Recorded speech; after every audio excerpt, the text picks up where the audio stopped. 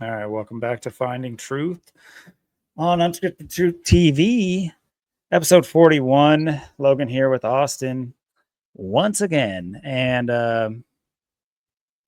another I told you so kind of feeling, another vindicated week for our NASCAR calls. And, as my girlfriend, she watches my videos and she generally tends to skip. So, like, when I'm excited to tell her, the calls that we made like came through, or relay some bit of information that is pertinent to our discussion on the race on Sunday, she's like, huh, I didn't know that. I'm like, oh, so so you watch our videos, but she's like, yeah, I usually skip the sports stuff. I'm like, oh, but that there's we got some dope stuff in there. We've made some like crazy calls that would anyway.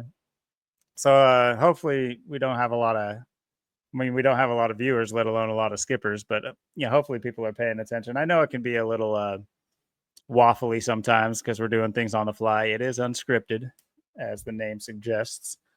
But anyway, another week, another nailed call, and I know we've had some that are kind of iffy, but then there's some that we've kind of, definitely put down, not a line in the sand, more like a Sharpie on paper, and it came through. And so we'll talk about that for sure. And then the kind of the overarching theme of the tonight's episode will be time. And this will be another installment of our like relationship series that we're just this ongoing thing we're doing here. And in that regard, there'll more than likely be a multi-part thing. I mean, these things are modular. We can go in and out of each angle of relationships as we please, and or what's wanted by the community, whatever. But we'll see where it starts tonight. I don't think we have an exact pinned down way we're going to attack it, but we'll see what happens, and see if you guys are interested in joining the conversation, because there's a lot of different ways to talk about something like time, whether or not it's the personal or the like the metaphysical aspects, or there's a million ways, not maybe not a million, but a lot of ways to perceive and go about that. But yeah, that'll be the main chunk of our episode. But without further ado, stop yapping and send it down to Austin, who everyone wants to hear from. How's it going, buddy? Well, here we are. Here we are. It's amazing. Yeah,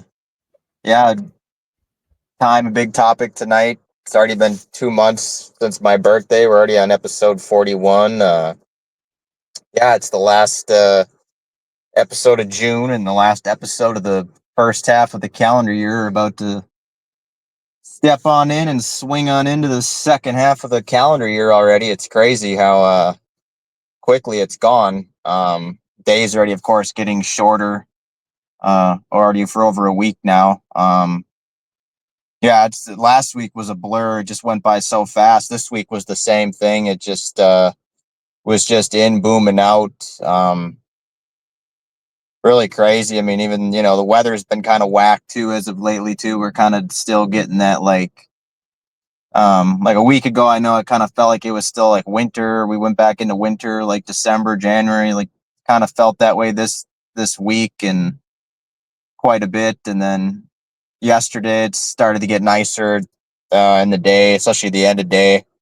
Um, I was over at Steve's mowing, making some cash, and got beat up by some bees. Some yellow jackets were stinging me up and stuff. And then yeah, I went and hung out with my friend last night and came back today. And yeah, it's time for another Sunday already. Yeah, it's crazy. It's just the weeks, days, months are flying. Should be a really exciting episode. A lot to talk about, a lot of ways to attack it. I think there'll be something for everybody. I think a lot of people will like what we have to say tonight and will agree, or will at least find this episode, I hope, hopefully very interesting. Yeah, it's like we've been doing such a uh we've been doing these episodes too. It's crazy how long we've been knocking these out consistently. We almost met each other a year ago now. We've been almost doing these for a year every week. We're getting close to that time. 52 weeks in a year. We're up to episode 41 already. That's amazing within itself, and the way we've been just clicking these out and piecing them together, the way the weeks have been going by. And then, of course, we had our call last week of everything that happened through the week, another quick week, but we did have the call of, Chase Elliott in Georgia and Atlanta, and it actually ended up coming through. Yes, we did. I mean, and in multiple ways too, because, a lot of times you guys, well, not just for you guys, but like we don't really have the like secondary week long of narrative that we go off of in order to make our picks on Sunday. I know, at least for me, I rarely look at, I see some headlines sometimes, and I'm able to kind of drive for lack of a better term, that the narrative further, and like I've talked about a lot of the times, I have like ESPN brain, so I can kind of build these narratives, and I just have an inkling or educated guess of where they're going with this for their, for the script. And, more often than not, it's been damn near perfect almost with our calls. And case in point is,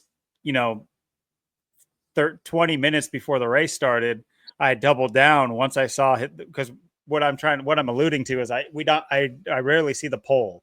I rarely pay attention to like their poll positions, and I'm sure that that's a huge thing. I'll go as far as to say it's obvious that it's a huge thing. We've had, this year a dead last take first place. There's definitely a reason for their poll positions, but all that to say that Chase Elliott started in 15th, and what we talked about last week was, the overarching numbers of Atlanta and Georgia. I know we had some 44s pop up, and that's, the big number for Georgia.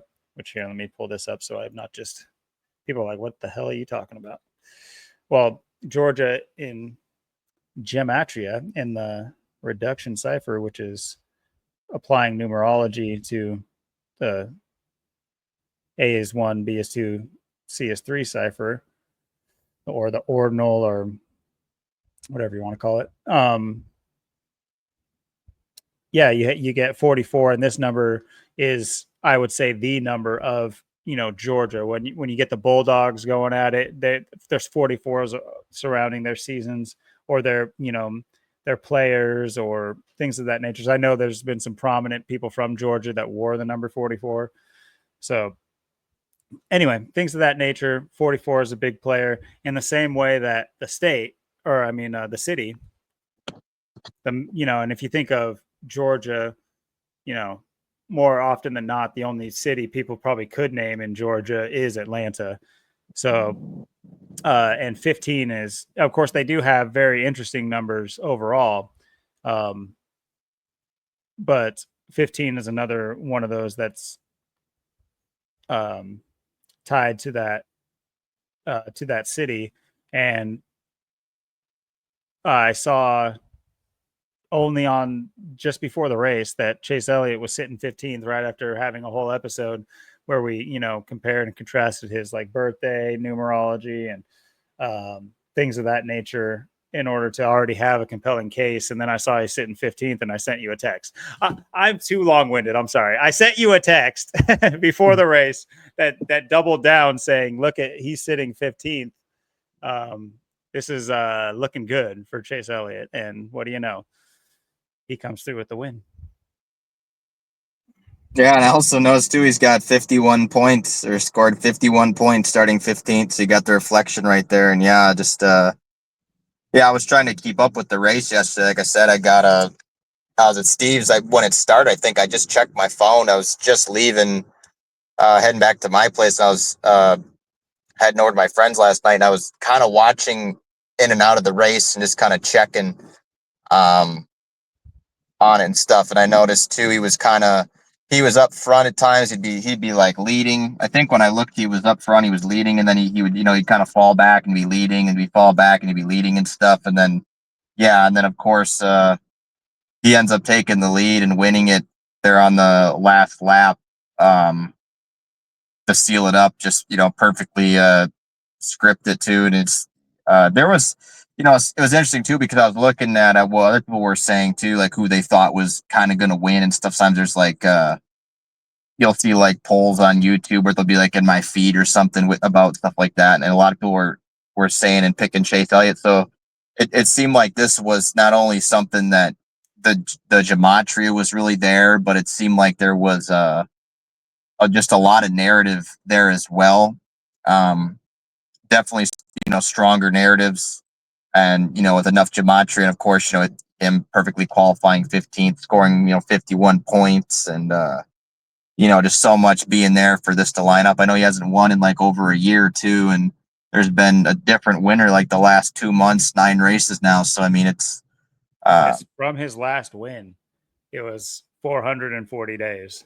We brought this up. That's what it was. Yeah. But with apply numerology, there's that 44 we were talking about. And yeah, go ahead.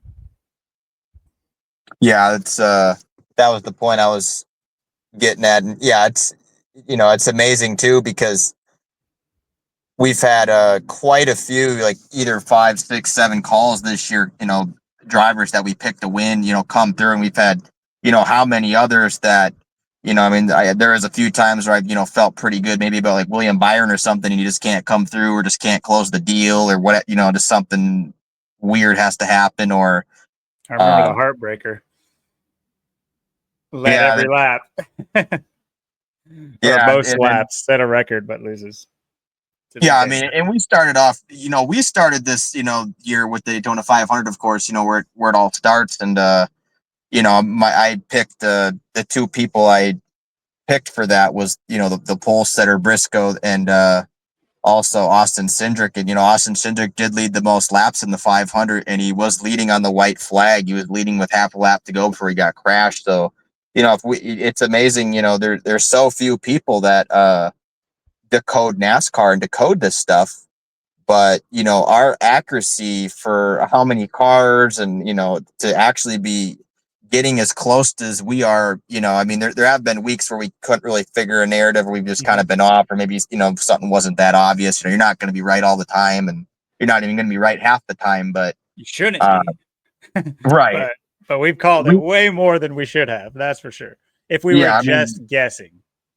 Yeah, I mean, that's what's so amazing. I mean, there's so many, like lately, I mean, there's been different winners, constantly, and we've called quite a bit of different, I've won decent amounts this year on, there's races where it's like I could be putting more money down on these wins and stuff that have been coming through. And it's just it's weird, because you'd be thinking you'd be better off doing like parlays with baseball or something. And I've had a few lately that have been super close to coming through, and it's they're like right there, and they probably should have came through there. It seemed like they could have, but I mean, it's weird to think, I got won money in the Masters too, the Masters tournament. With that, golf, like horse racing, NASCAR, things like that, those are going to be where the money is. Those are, what you're going to have the best shots to make, the best bank. And it's, to be able to, I'd say NASCAR is by far the best that I'm able to do, for sure. And the best that we've been able to do. And I don't know anyone else that's, there's not many people that, I know like Zach, he only does like the Daytona 500 and stuff. But as far as, racing and NASCAR, we're pretty much the only channel that I know of covering this, that's doing this. And that's what's so amazing is, how rare we are, but how special we are. So, some people, they may not, like or care for, the sports part of it, but or like what we talk about every week. But this something we decided to do this year was start kind of covering this this week in every week, and sticking with it, starting with the 500. And it's been just an amazing journey to this point. We're about halfway through the season, and I'm sure we can probably nail another 7, 5, 6, 7 winners. Maybe even get the championship winner too this year with the way we've been going. I mean, we're really I feel like we should make a lot of people proud, and a lot of people, we should be inspiring a lot of people, hopefully, not that, uh, get people into sports or NASCAR, but just to see what we're doing with it and just to see how we're seeing through the script and calling this stuff out. Cause, it's amazing when you can sit here and do this every week. And for the most part, you're usually in the ballpark somewhere. And it's, we've had a lot of narratives this year. We've had a lot of looks at things and just, the things you find. I mean, and then you just have the weird, instances too. It's funny that Chase Elliott won because we had him as the 201 guy. I swear, like at the start of the year when we both saw it equaled 201. Now somehow the 201 just evaporated, or I'll I figure don't it I out. don't know I don't know what happened, but it we somehow slipped into the Mandela effect or the gematria effect on that one. But yeah, I mean, go figure. I mean, we were talking about him last week, and here it is. The mockery just right in your face, just lands right in your lap, Mister 201. That's not a 201. I think we should just keep calling him that. Yeah. If it catches on, and like maybe it's like his manager will get wind of it and be like, "Oh shit, they know." But yeah, no, I completely agree. I mean, without going too far into it, let us have our little brag session. We get to do this a little more often than I would imagine we'd be able to do, because it's not like we've ever been professional like decoders of this kind of arena, if you will. At least I know I haven't, and I'm definitely green when it comes to NASCAR. And you've been able to tell me. I go to you because you know a lot more about it, the ins and outs of it, and the what's nice is that you have that like database that I can Yep. ask you to harken back to, and you'll know, you'll bring things up to me, and I'll be like, dude, no, that right there, that's what we need to look, something in the past that I couldn't have possibly known about without being a student of it. And so I think that meshes really well. Um, but yeah, like I said, I'm very new about it, but combine my like, and these are both things we're good at. It's just I feel I've always had this kind of knack um, for narratives, and I brought it up before. I'll have my little subtle brag, but it's kind of not why Edge, but why I firmly felt the Eagles would win the Super Bowl no matter how many people were, on the opposite train with the Chiefs. I had a supreme inkling just based on being able to kind of like read the narrative, if you will. It's got very kind of matrixy. That's how I kind of feel about it. But anyway, and then of course, with your, and not saying that you don't as well. You do definitely do that. I'm just uh, all compliments here. But yeah, like you said, our our run is pretty impressive with how improbable it should be. You know, we were discussing briefly just before we started here about it very well could be that NASCAR is the easiest to decode. And what, off the back of what you just said, not a lot of people, at least not openly and are any big deal, um, tap into this kind of field. Not that I've seen, it's the major sports and hockey and things of that nature that really, and of course the big major sporting events. I'm sure when like you said, like when the Daytona 500 rolls around, the beginning race and the championships, those will be covered. But as far as race by race, I mean, think about what we did with the Byron win. You know, that was directly tied to a hurricane. You know what I mean? And a governor. Um, the Bell three-peat that we called. Who calls three-peats? How do you call a three-peat? I've never watched this. I've never watched a race in my life, people. Never once. Not even one singular time have I watched a single race. I don't know about the skit plates, and I don't know about all these ins and outs of these things, the pits. I don't get all of that necessarily. But when it comes to the narrative, I mean, who understands what the Shriners represent and what the bell represents to masonry, and being able to see through that in order to call a three-peat, and then talk about calling it, we call a three-peat and a two-peat. What do you talk? How improbable is that? If I wanted to, I could go down the list and find all the years that never even had a two-peat, let alone a three-peat. I think it was just the Jimmy Johnson years and like maybe some what's his face?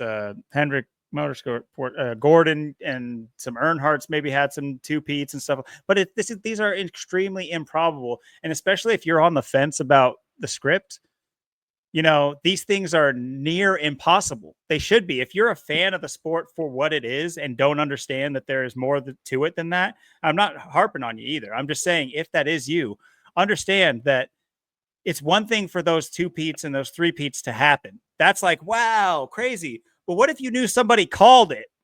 Like, how do you rationalize how someone could call a three-peat happening without having insider information or something? It's not like we're on the pit crew. So it's, these things are extremely improbable. And like I was alluding to, there very well could be that these things are just the easiest to decode right now. That they're more straightforward than other rituals that have coaches involved and sometimes even referees involved. You have to know the referee's name sometimes because it's for him, because they are they're the 12th player on the field, guys. If you guys didn't know that, they're the sixth player in basketball. I'm sure a lot of people know that, but don't like really pay it as much mind as they should. But there's a lot more angles, I guess you could say. Not to say that the ritual is different, set up differently. Like I said, I don't know if I've said this before, but it's not like we're setting up these rituals. We don't perform. It's not like we're trying to like, we're just unpacking them. We're not trying to emulate them at all. So, it's kind of like get to know your enemy. It's like, anyway, so all that, once again, just to say, it's very improbable. We're sitting here. We're going to have our little brag session when we make, especially a direct call like this. I think the last direct call we made was the Larson win. And I say the Larson win. He had a couple of wins, but specifically the one where he won the Xfinity and it was the same week that his publicist, the two publicists or agents died. His specific agent and then like a publicist for NASCAR died on. It was reported on the same day. They didn't die on the same day, but anyway. That was the Sabu too. The Sabu was tied in with that. Yeah, so other than those direct calls, like where we said for sure there was, all the work we did for the three-peat, the Denny Hamlin two-peat, which we called the three-peat. And if you guys go and look at that third race, he was right there. And then, I mean, if we could even go as far as to say, like you said, there is weird occurrences that happen where we do pin something down and we see a narrative for somebody. And it's one thing for that person to not be in the equation, but not only are they usually in the equation, they're right there at the end of the race, sometimes even in second place with less than 20 to go. So, like, take it, for instance, Bubba Wallace. I don't know. I would, like I said, I want to see people's tickets. I want to see people who are putting Bubba Wallace to win races. Who's doing that? It's not like we're doing that every week and trying to strike gold. We did it like one time because there was a weird, overwhelming narrative for him. It had to do with Jordan and all sorts of other stuff. And then think about our reporting on it too. Remember that Bell three-peat victory? Do you remember how Catherine Legge and Bubba Wallace crashed? And what is masonry for? It's for primarily white men. And you of course, because you have the Prince Hall and you have the Order of the Eastern Star for women, or for Prince Hall for black men and the Order of the Eastern Star for women. And you have the one black guy and the one woman racing. They crash together in the Shriners 400. I mean, this stuff is funny sometimes, honestly, but it's eye opening for sure. Yeah, and it's amazing, like, just like I said, how, the start of the year, even for the 500, I was thinking, too, William Byron won it, 2024 and wins it 2025, both, Rain was in it last year, this year, was involved, and he wins both of them. And the William Byron lead connected to that, but, like I said, just the narrative itself, how I'd picked,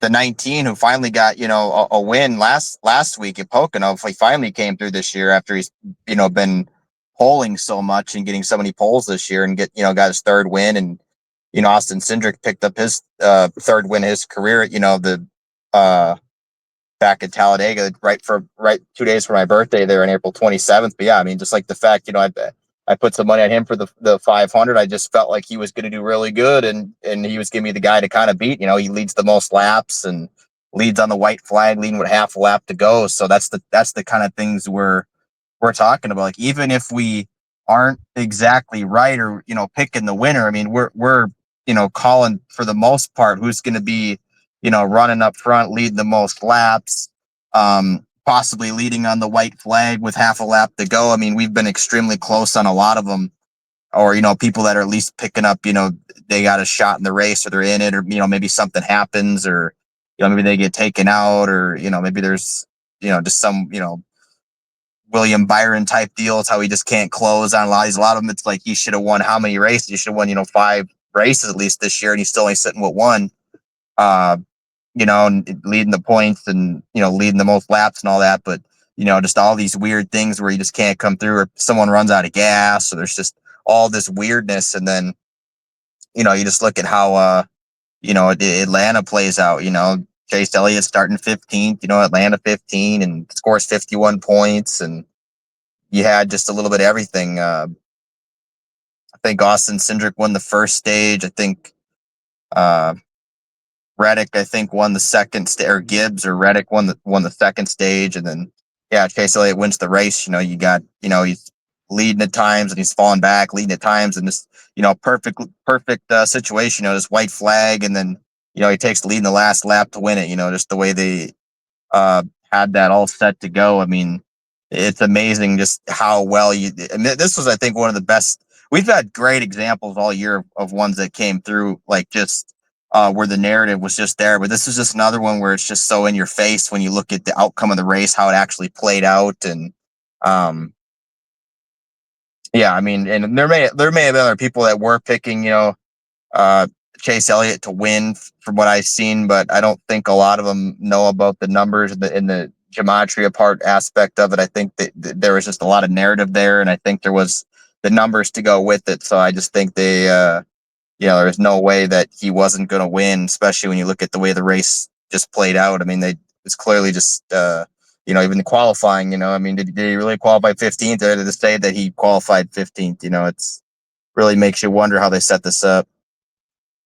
Yeah, and you mentioned that too, and what my initially, because a lot of what we allude to, not just allude to, I almost want to say expose, is the levers that these controllers have to pull in order to rig these races. And we see all these different levers and levels of control that they have, whether or not it's, cautions, pit row, things of that nature, human elements, and or even like penalty elements, as far as, garages being penalized and things of that nature. But yeah, it makes you wonder what the live betting, if that's a big scene in NASCAR. I imagine it is, because it's a long, like hours long race. I'm sure that they have incentivized live bet props for NASCAR. So you got to wonder too, with you'd want as many levers of control in order to get that outcome to switch at a moment's notice. Like, think about how many I don't like that word necessarily. How many suspect races have happened this year? Down to the wire races where something out of the blue happens. Never mind the William Byron leading sets a record. We've talked about these consolation prizes that they love to give people, to where it's like you'll have a guy set think about, you'll have like most stolen bases ever recorded in a history, and that team lost by like 13. And it's like, it's one thing to like lose by 1 in a heartbreaker, but no, it's like that team got blown out, but they set a record. So it's like they love doing that. But yeah, William Byron loses that race. It's like, okay, what a consolation prize. Cool. But anyway, yeah, I think that it comes down to potentially live betting. Why a race like today could have taken place, where you have, you know, you might have had a lot of people hot on, like you were saying, hot on Chase Elliott, but the live betting starts to be skewed when he's middle of the pack, not middle of the pack necessarily, but he's dropped down a little bit, and people are impulsive. You never know where that money is swaying to, and not to mention they're not just impulsive, but you know they're sheep. So they're watching the telecasts, they're listening to their YouTube gurus about what garages are most primed for this week's race. And they're really thinking that matters. I mean, gosh, we had a really good, tire technician switch. He came over from Hendrick and now he's doing stuff for 23XI. So, I mean, they're looking really geared up today because this guy, I mean, he's been known to put tires on really well. So it's just, you got people listening to that and factoring that into putting money into the hands of Vegas. So I really think that there's a live betting element that we might be, you know, not that we don't know about it, but that is swaying these things as to these decisions so late in the race. So many have happened. I mean, we talk about crashes right at the end of the race, and of course these are also narrative drivers too, aren't they? They're things that get excitement building up, right? Oh yeah, and this is this because this used to be well, Atlanta always was known for like great finishes, but it was never like a. Now they've turned into like a restrictor plate track. Like this used to be just like a regular speedway, but it was always fast and had uh good finishes and good racing. But now they've changed it up, made it into a restrictor plate race. Making the racing closer, making it hard to predict. And that was another thing about this race too, where my only kind of doubt coming into it was like because it is a restrictor plate track. Those can be a little tougher to sometimes manage because you can go from 10th to first in 2 laps and then bounce back. And 2 laps you're running 20th, and 3 laps later you're running 7th, and then 4 laps later you're like 21st. So you can move around so much, you could bounce up, go down, and you're always kind of in a pack, and then you got to worry about getting taken out in a wreck, and there's just so much that can go wrong in these races. So and there was a big wreck. I mean, like half the field wrecked out in one of the crashes, but um yeah, it was kind of, I mean, it was interesting the way this played out. Oh wow, a lot of DNFs. Did not notice that. Holy, only 27 finished. Holy shit. You're not lying, brother. Oh, leggy, no. Oh god. Yeah, Oh Byron god. got caught up in that. Yeah, quite a bit of people did. Yeah. Not leggy. But since we're on a little bit of a boast wagon, I want to, draw people's attention to, if you're gonna talk about outlandish calls, there's of course the Suarez, which I'm not saying that this isn't the big pick. Like honestly, if you were an esoteric at all, you can kind of see how they like to drive narratives, especially with the shifting of culture the way it is right now. But we had the whole Mexico America thing popping off. You had the LA riots, uh, that legislation or whatever you want to call it from the ICE raids popping off, and then you have the Mexico City race. We looked into it about the two brothers who died for this the place, the Autodromo, or the Rodriguez brothers. We looked into their names and their numbers, and they did point towards Daniel Suarez winning. And so we did have a soft call on that. But in my research, I saw their Instagram post that had Suarez front and center. But of all the racers of all the racers, all the racists, of all the drivers to advertise, you, you know, how does our boy Gisbergen hit that? Who are they talking to in Mexico City saying, we know you guys love some Gisbergen? Why would he be on that poster? And so we're looking at that and we're like, haha, wouldn't it be funny We joked about it the week before. We joked about how wouldn't it be funny? And what do you know? His one race. I mean, I would love to see a ticket that has our boy winning, taking number one, winning a race. Yeah, So who and then who picked him that first race he ever won his first race? Like who possibly put that? You know, someone that you never heard of, have no idea even existed. Yeah, I think I see this guy in here. I think I'm just gonna pick him today. You know, was there anybody that did that? Because it's just like wow. And then yeah, first race ever in Mexico, and then what do you know? Every time there's a first or something, it's got to be keep getting your eyes out. Bergen. You know. Yep, exactly what I was gonna say. You took the words right out of my mouth, man. Yeah, of course. So yeah, we were kind of joking about it, but we ran some numbers and I was like, huh, that's interesting for sure. But we were definitely hot on Suarez winning, and of course he won. Oops, passed it again. He won Mexico City for the Xfinity Series. So really Crash qualifying, started dead last, just like Chastain, dead last in the 600, farthest back anyone's ever came to win the race. Suarez does the same thing in the Xfinity Series. that was, where was the Chastain on? Nope, not this. It's the Coke 600. Yeah, the Coke 600. Yep. So yeah, they love the when you take a step back and can see it for the narrative that they're pushing. Yeah, it really is. It's like putting the glasses on, like we love saying here in the truth community. But yeah, those they live glasses, they are real. I see you got yourself a pair right now. I need to find mine. I'm flying blind out here. But yeah. So yeah, just a subtle brag session. I say we put 10 to 15 minutes into looking ahead to next week, and then get into the topic at hand. But speaking of next week, we have Chicago.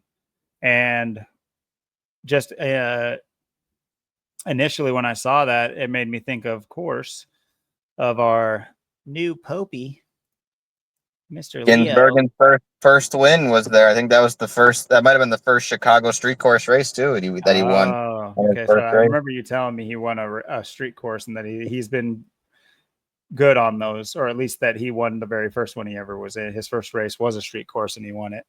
So, but yeah, the new Pope, he is from Chicago. So we've definitely tracked these things being related to the Pope. If you guys remember when the Pope first got sick, there was a huge ritual for the Pope.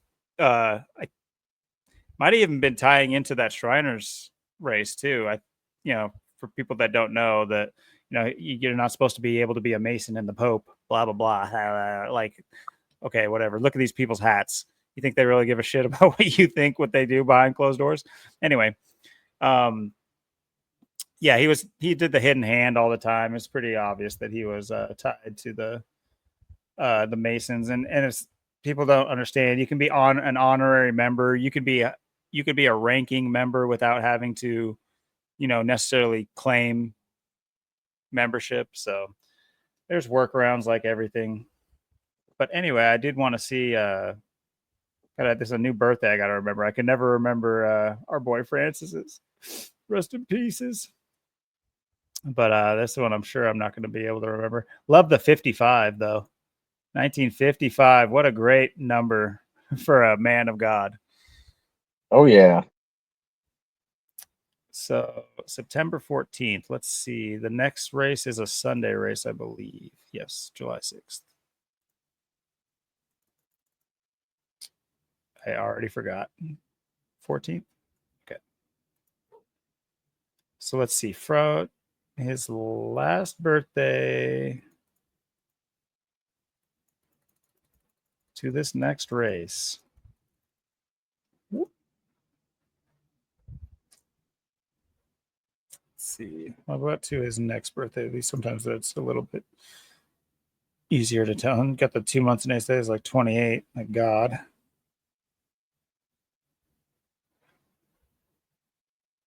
what's interesting to me is the 10 weeks on the nose, because Yeah. Satan is also 10. I was just mentioning the whole 55. Oh wait, no, sorry. Satan is 55 and 10. So I mean, it's a popular theory that the popes are really just channeling Satan. It's not me coming up with that. That's older than flat Earth. So, which maybe not, but then again, flat Earth was the model of the world at one point. So could Yeah, even be Satan, before then. Satan and scams, I think, are exact foresight for match. Oh, really? Yep. Yes, sir. Like, you have people say, well, like, oh, well, then that's proof that Satan's a scam. Or you could have other people say that's proof Satan is the king of scams. It's kind of like luck and time. Luck and time are almost 3 out of 4 foresight for match. Enigmatic type of things. I didn't know luck was 47. That's one I gotta keep in mind for the 47 list for sure. So let's see here. Let's do his title. Pope Leo. I guess let's do his whole title. XIV. Got the XI. Interesting. Okay. 58 like Freemasonry, or it's got the 139 too, actually, huh?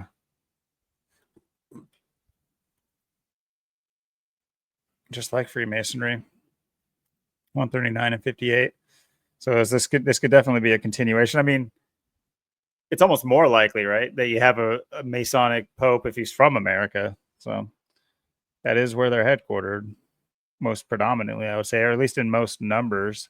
From what I know that England and some Scandinavian countries have quite the number of lodges, but there also is the delineation between like Scottish Rite and those who I think they're kind of globally that kind of all together in on the whole, what's it called nowadays?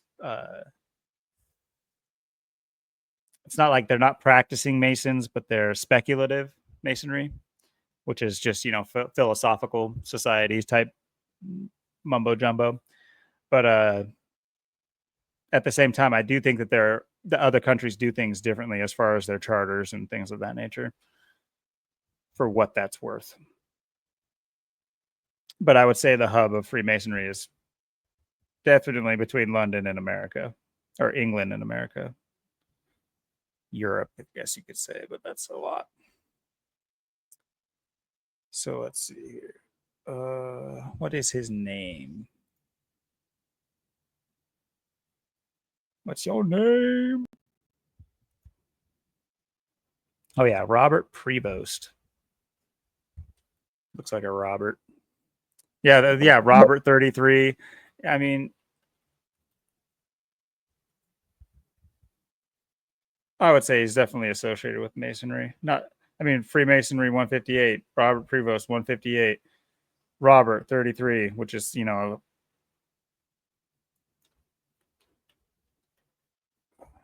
Mason. It's one of the biggest numbers in Masonry. Of course, you think of the 33rd degree when you think of Masonry. It's the Scottish Rite, at least. So yeah, I haven't really quite taken a look at this. Also, the 84 in Robert as well. I mean, 3 cipher match with Masonry. Shit.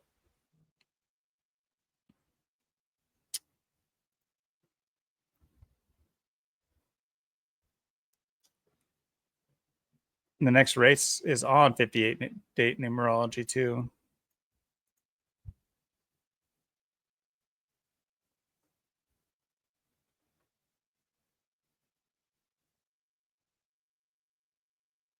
Or yeah. And then what was it from his last birthday?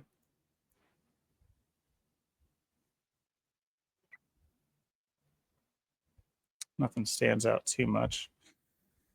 But anyway, let's take a look. First, I like to look at we can look ahead here at driver averages. see who all time has the best averages at this particular course. Then we'll take a look at the course itself. Well, there's Mr. Gibbs, which is funny because when you mentioned him having led a heat or whatever, a stage, it made me wonder if he would when's his time to win. They've been kind of like propping him up in the background. I've noticed his name come up a lot. Of course, he's, you know, related to, you know, not just a popular team, but, you know, a very well-known built-in, like baked-in name in NASCAR. So Yeah, I feel like Gibbs and Reddick got to get wins soon too. I know they're both pretty good at road courses. Reddick's pretty good too. He hasn't won all year, so I kind of feel some Sonoma's coming up next week after Chicago. So I wonder if one of the next 2 weeks we get a Reddick win or maybe a Gibbs win or um, some of the kind of road course people or just people that haven't won yet this year. I feel like there's, because I've been getting so many different winners lately too. Like I said, 9 different winners in the last 2 months. I think that streak's going to continue, especially with the track selection and the track layout right now. I mean, there's so many people that have chance to win that haven't won, and you got to think that 45, 54 has got to come in at some point. yeah, you do have the 54 with Gibbs, like we've spoken on before, and he is yet to win a race ever. Yeah. Best finish is second last year at Darlington. So it's from his best finish. Let's actually go look. Let's look at Reddick.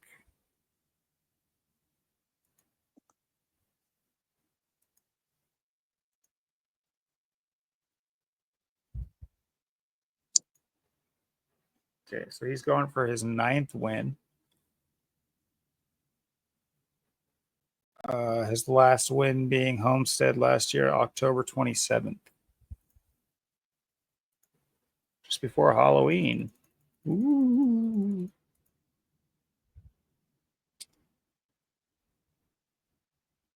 Okay. 36 weeks on the nose. That's always interesting when it's like a specific weeks or months on the nose. 252. Also 36 being so tied to 666 is the 36th triangular number, and 36, like 36 Mafia, is really just another way to say 666. So that's interesting as well, knowing that, had the 55 and 10, like Pope.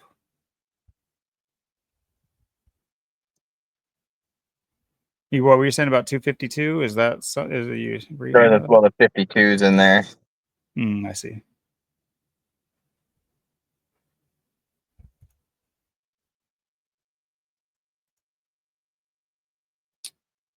Okay, so let's take a look at, let's hone in on Tyler Reddick.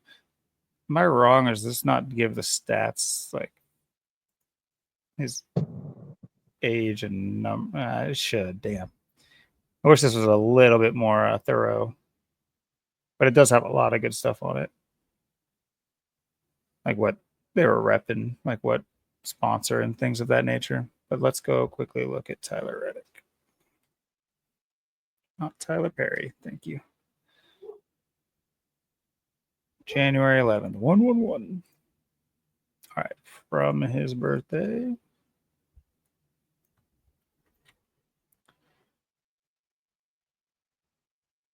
Tyler Reddick and Ty Gibbs, Ty and Ty. Maybe they'll tie first. There won't be a win. It's the first tie ever. We can't even.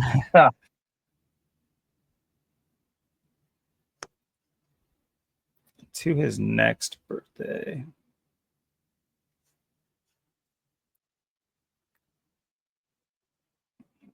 $179.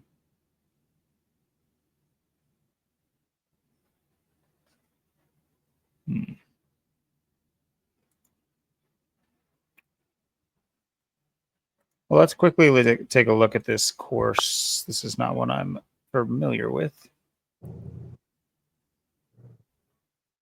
4.4. Oh, geez. And probably a lot of crime, a lot of shootings that drop it down a little bit.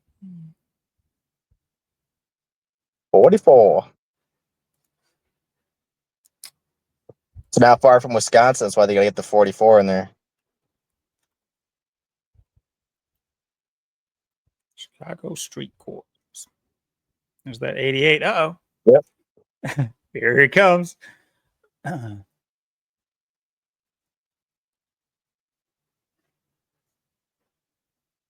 Chicago itself is, 35 and 46, kind of like Thursday.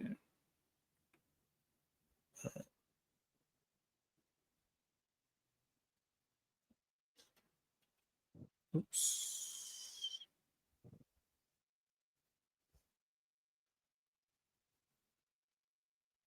That was where it was, right? Yeah.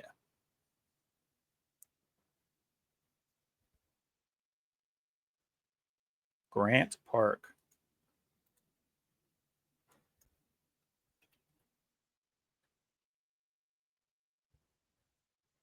The 106. Got the 56 there. Little Society of Jesus throwback. See, is there any kind of see if there's any kind of info. Sometimes there's, the background.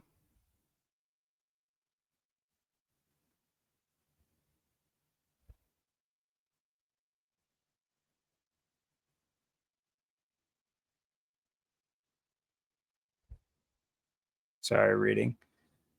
James Davidson won the inaugural. What a handsome gentleman. Big David.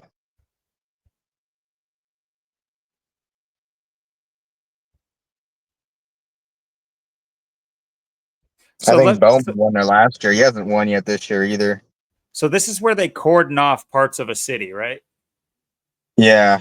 Like I think they do that for F1 as well, right? Or is that those they used to, or something like that? At least I think I felt like I've seen like European races where they've cordoned off parts of the city.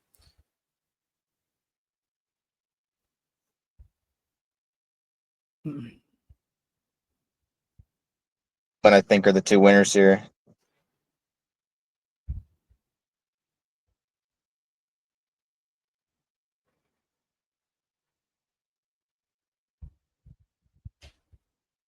The Loop, Chicago Loop.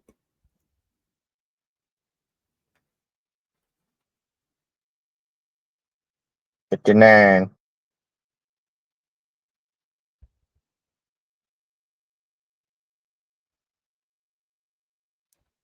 Freemasonry. Maybe. Next thing would be potentially any drivers that are from Chicago. I wonder if that's as easy as just Googling it. It's from Corny, California. Let's see. NASCAR drivers for, okay. Tiger Tom Pistone. Are you kidding me? There was a guy named Tom. There's a guy named Tom Piston.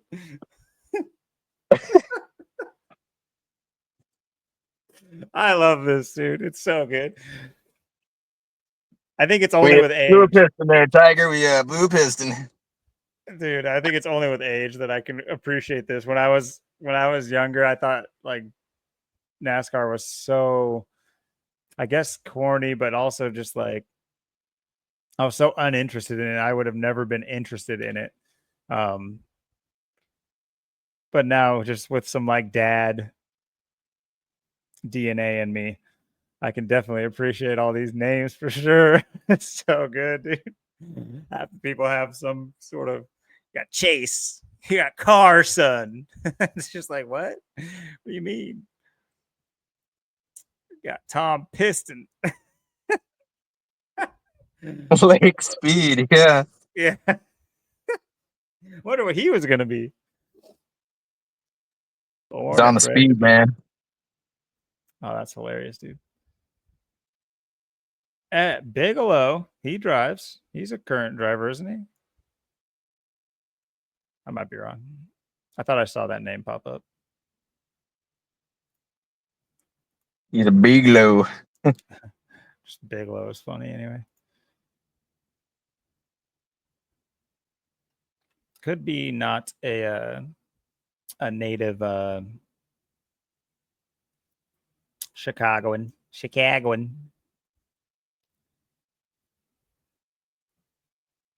The boys from Illinois. Brandon Johnson. Oh yeah, this guy. Oh man, this guy's all over right now. He's doing like the social media circuit. This guy, Brandon Johnson. He And he was uh sworn in 2023 when they had the first race. Look at that. and 4-4 on April. So he's been doing like, I think it's for reparations. I think he's doing like taxpayer reparations. He's like trying to sign into law a tax against white people. So like that's cool. Nice. Brandon Johnson. Boy, you better watch it. I might have just misspelled that. 64.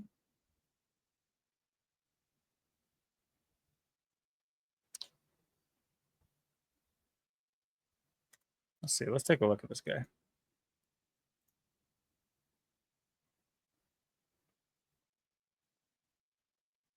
He's Yeah, from there the used to West be a Side. Chicagoland. I don't think they race at. I don't know if they Mm-hmm. race at Chicagoland anymore. Maybe they still do, No, or they don't. that was like the first sentence of that Wikipedia is that they used to race in Chicagoland and now they don't anymore.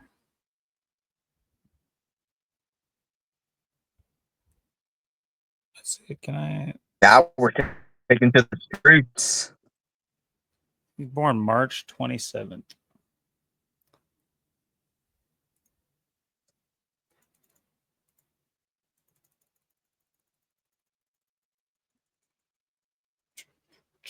$101.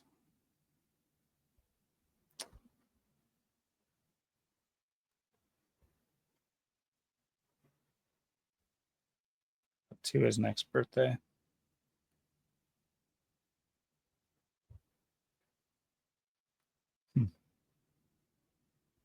Well, I doubt he's a NASCAR fan.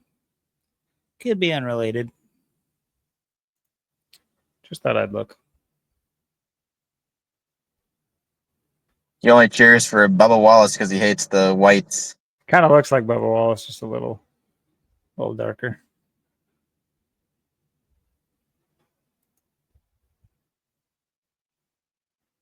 Okay, well,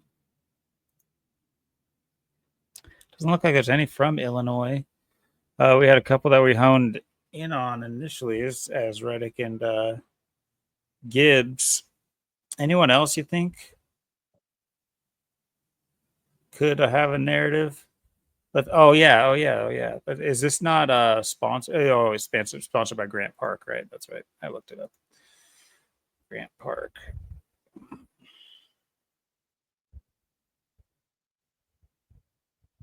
I mean, the 106 is interesting with it. You know, they're having their third black governor or mayor or whatever, and black equaling 106, and there's only one black driver. And Mr. Bubba. Let's quickly take a look at Bubba Wallace. Like I always forget his stuff. God forbid we miss our Bubba. Yeah, Our he's been Bubba quiet race. lately. He might have a breakthrough here at Chicagoland. October 8th.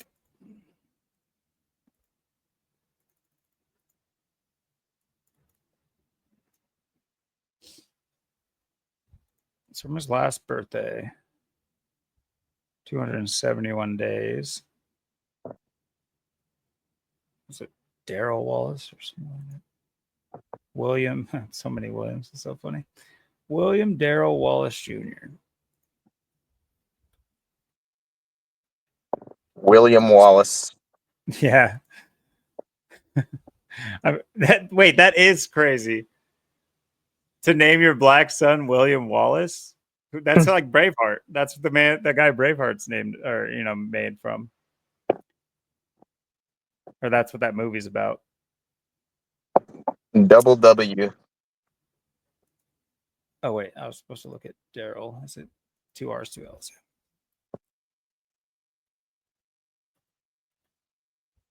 I guess we could add Bubba in there. Interestingly, though, that got the 153. What did we determine? It's 271 days from his last birthday. Oh yeah, and what was it until his next one? He's 3 months and 2 days. He's in his 32nd year of life.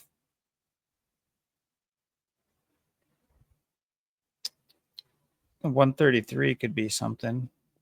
94 days. Span of 95 days.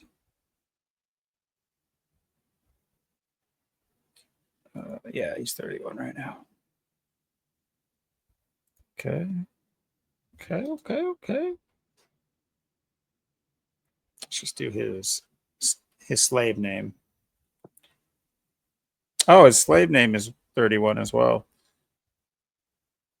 He's 31 and his name is 31. Okay. Golden Bubba. It's his year, dude. I'm calling it right now. He's winning the championship. That's all I need to see. Okay, let's see his last win.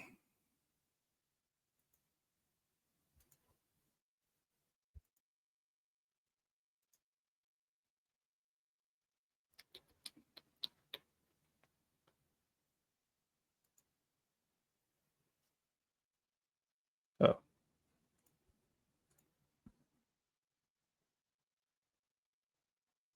Oh no. My last name.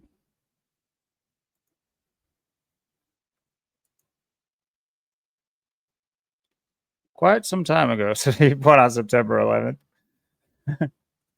Never forget, brother. Let's see.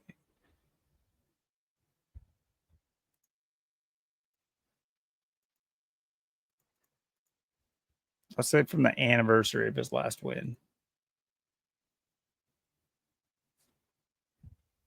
Okay, let's go say from his last win. 147 weeks on the nose. Also, 1,029 days with numerology is 129, like 201 in base 8 counting. Just some thoughts. Once again, I always do find it interesting when there's like an on the nose with as large of this time span is. To have an on the nose in weeks or months is kind of interesting. Where are we sitting at? We're just over an hour, so maybe take a look at one or two more drivers or just skip ahead. But yeah, it would be interesting. Predominantly black city in Chicago. A lot of black centric news coming out of Chicago. Of course, you had Obama and all those types of things they like to do. Lori Lightfoot. It's always kind of a. So it would be interesting. Would be interesting to see a Bubba victory here.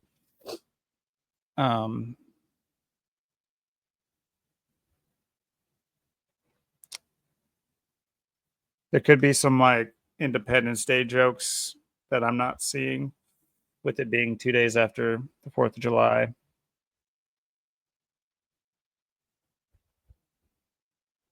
Yeah, I think there's a lot to happen this week with Fourth and stuff, and then all this other stuff. And like I said, there's still quite a bit of people that haven't won yet this year. I know, like I said, Bowman won here last year, so I don't know. He's been doing pretty good lately too. Illinois itself does equal that 54, like the Gibbs car. Yeah. Interestingly 54 enough. and the 45, so Reddick, Dan Gibbs.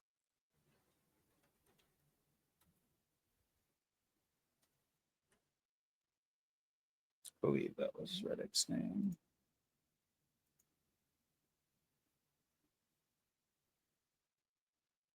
Tyler George Reddick. What a name. Another 101. Interesting. Well, we'll see if it's in the narrative for the week. Maybe the poll as well.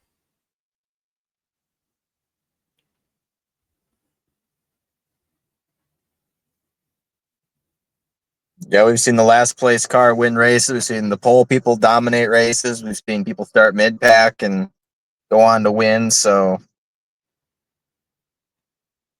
well, we do have, of course, McDowell has the best average for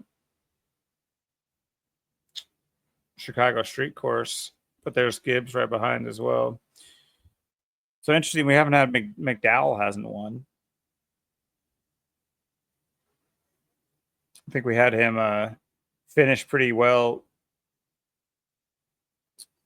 Maybe one race.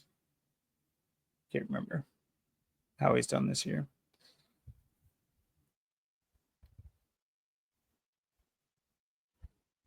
But yeah, you're right. Yeah, it'd be interesting to see if either Keselowski too. Keselowski, because he almost won Atlanta, finishing second. He hasn't won yet. He hasn't won in a while. I know. Yeah, he's been pretty solid lately. I don't know if same thing with Kyle Busch. It's hard to say, is Kyle Busch going to get a win? I don't know. Yeah, they're going to let the Busch legacy go out sad a little bit. It's been very, very, very quiet.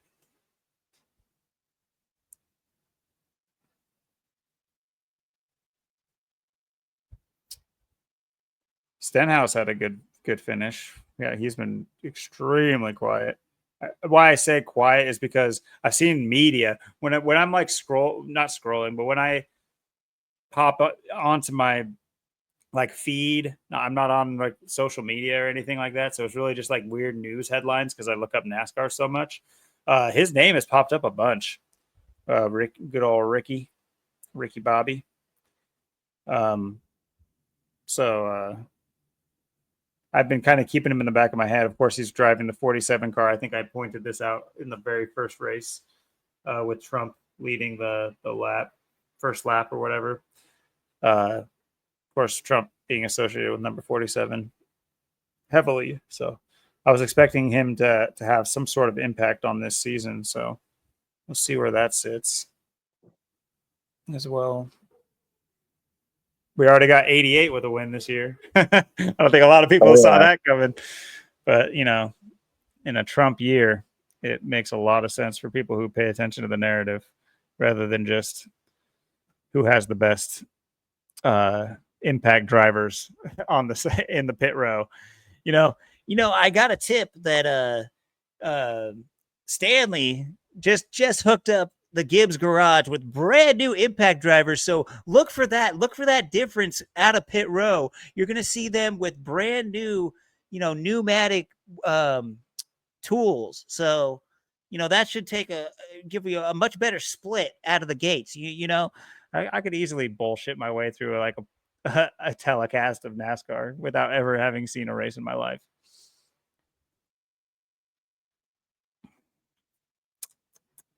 All right. Well, remains to be seen, but we'll see who pulls out, and it sounds kind of dirty, but see where that see what happens. Maybe there'll be some big 4th of July thing like we've talked about. Maybe it'll be on 4th of July that it happens. That's kind of what I'm looking at too this week with the 4th and stuff. I feel like the narrative is gonna kind of either sway or kind of shift or hinder off that, because that's such a huge mark, that 7-4-4-7, just 2 days before the race. And it'd be very interesting if something happens either on that day or just before, maybe just after or something. I mean, very interesting, especially getting in July now. So yeah, there's quite a bit of ways I think this one can go. But yeah, I mean, possibly some picks to be Reddick or Gibbs, I see, aren't too bad of picks. Well, not a bad lead-in. A couple weeks in a row with some surprising NASCAR lead-ins into our main topic. But you mentioned, time here, and or sorry, 4th of July 4/7, and that our topic tonight is time, and time equals 47.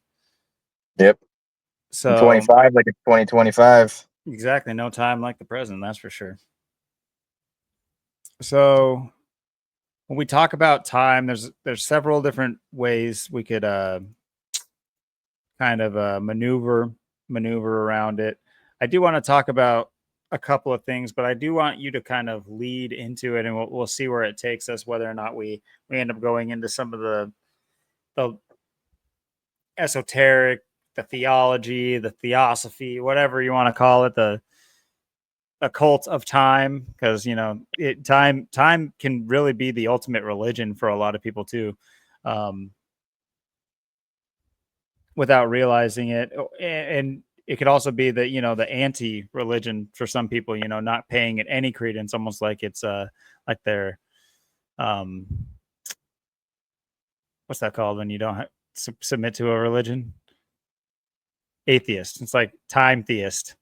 Or um agnostic, or yeah, yeah. yeah, whatever it's I'm called. time agnostic. A lot of some people don't pay it any credence, and some people pay it too much credence. Whether or not we're talking about the concept, or what we perceive it, or how it's how it affects our daily lives, that'll be kind of like the series, that how it unravels as we talk about it. But I want you to kind of lead us into this topic, and we'll see where it goes. Yeah, and we've been steadily heavily on like the relationship type thing with topic 2 for like 2 months. This kind of plays into that a lot as well with time and relationships and just the world in general, like um because with with life and time and things like that, I mean, things are just always so subject to change, um especially now. I mean, it's just when you look at time just in general, I mean, it's crazy. It was 2 months ago already. We were It was my birthday. We were celebrating that. I 2 months ago already turned 30, and it's crazy. I'm still getting over my back and stuff, and trying to get back to the way things kind of were. And it's just like you look at um just how much things have changed and happened in since that time. Just like the last 2 months have just felt just so different. Just like a totally different reality. Just how fast, not only how fast the time is moving, but you think about 2 more months, it's going to be September already, and we're going to be going into fall, and we'll have known each other for over a year at that point. It will almost be a year of the channel at that point. So you look at just how fast the time is moving, and the speed and the trajectory that we are at. It's just phenomenal how fast things go, and how little time we truly have, and why you just why there's just never truly enough time. And um it's something where I think certain people pick up with things like time and dates, and how things are kind of moving and changing in small spaces. I mean, uh it's something I've noticed and I've brought up too, is just looking around. It like, just even say like the trees and stuff. Like now I'm seeing, like we hit June. It's like, before we're even at the longest day of the year already. It's like we're June. We're not even, well, now we're past it, but like before we even hit the longest day of the year, before we even hit summer, it's like you look at like a lot of the trees, and it's like they just got leaves on them, April and May. And it's like June, they're like already looks like they're changing colors, or it looks like they're like the leaves look orange and stuff. And it's like July, they'd be falling off. It's like they should be falling off in October and changing colors in like September, October, and falling off like October, November. It's like just how crazy um that is to see that. And it's something I noticed quite a bit last year, the year before, and then the year before that. Just especially last year, I noticed it quite a bit. This year, I've been noticing it quite a bit. Just like how the perception of time is just like just fleeing. I mean, just how little time you truly have to do things, and just how things are just so, like I said, just so subject to change. I mean, uh, it's crazy just how different my life was ago 2 months ago compared to where I am now, and everything that's happened in this time. And I think it's, we're coming to a point where I do believe that, uh, there's so much kind of resting on what it seems to be kind of like the end of this year going into next year. I do expect a lot of changes in the world, and even in life just in general, in that time. And it's hard to say what I exactly see, uh, but I expect things to quicken up and intensify quite a bit, and just things to look a lot different as we get into the end of the year going into next year. um since we now are at the middle of the calendar year part, at least. But it's crazy. I mean, to sit and think, uh 6 months have gone by. I mean, it's amazing. 6 months ago, I was just down by your place. It was December, and you didn't even move yet. I was just there, and we went out to the buttes and stuff, and that was 6 months ago already. That's insane to think about. That was like December 28th. Here it is, June 29th. It's been 6 months later. And I remember, it was a month ago you moved, and then I was there helping you move in, and that was the start of January. And then uh, we hung out, and then we seen each other in April and stuff. And it's just like how quickly that time has gone by. Uh, and it's amazing when it's like you consider too, like just how long we've been alive, but yet how little of time. We've only known each other for not even a full year yet. We're getting closer to that. We're getting closer to a year doing this for every single week on YouTube. But um we're putting up an unprecedented pace right now, and it's just uh I think that's something that it gets away from people, because it's just like you think that it's like you feel like you have so much time, and you feel like you're going to do all these things in life, or things are going to go a certain way. But the thing is, things are always changing. We're thinking in the now, and it's like 10 years from now, what we're, if we're still here and stuff, and what we're thinking and what we're saying, I mean, a lot of it's not even going to be the same anymore. Some of it might not even be true anymore. We might have to completely rethink our lives by that point, whatever the world will be, by that time. And, uh, and the thing is, like, we're at an interesting point in our lives. We're in our 30s. We're in that time where it's like we're not young, but we're not old, and we're kind of like we're not necessarily really middle age, but we're like getting there. We're getting close. And kind of the youth and the teens and 20s is long gone, and now we're just Mhm. kind of on this island. And it's weird. It's weird. To have been around as long as we have, and seen all the changes, and seen how things have got to this point. I mean, uh, for people like our age to have lived, we've lived through great changes. We've lived through quite a bit of change in a very small amount of time. But um, like I was even saying, just how fast the days move now. I mean, I remember when I was just a kid. It was amazing how much time I had in a day. Like I could, I remember I'd be playing with my toys. I'd be playing video games. We'd go drive out, go to the store, then we'd come back, and then play outside, and then I'd go back inside and play some more, and then we go drive out later on and do things, and then we come back and have time to play my games again, or my toys, or I'd be doing something else, or be playing outside, and then it'd be nighttime. It's like now it's like, I get up and I do something in the day, and or we go for a ride to town, I'll be working, and then we get back, and it's like we just start early in the morning, and then we do a few little things, and we go drive to town, maybe we drive a couple places or a place or whatever, and we come back, and it's like 2, 3, 4 o'clock, and I'm just like, how, what, where, how, why, like, what did I even do? Like, what? It's like, if this was, like 25 years ago, I could have done, like 5 to 10 times as much more as I just did in that span. Like how did just driving from there to here and doing a couple things that just cost me like half the day.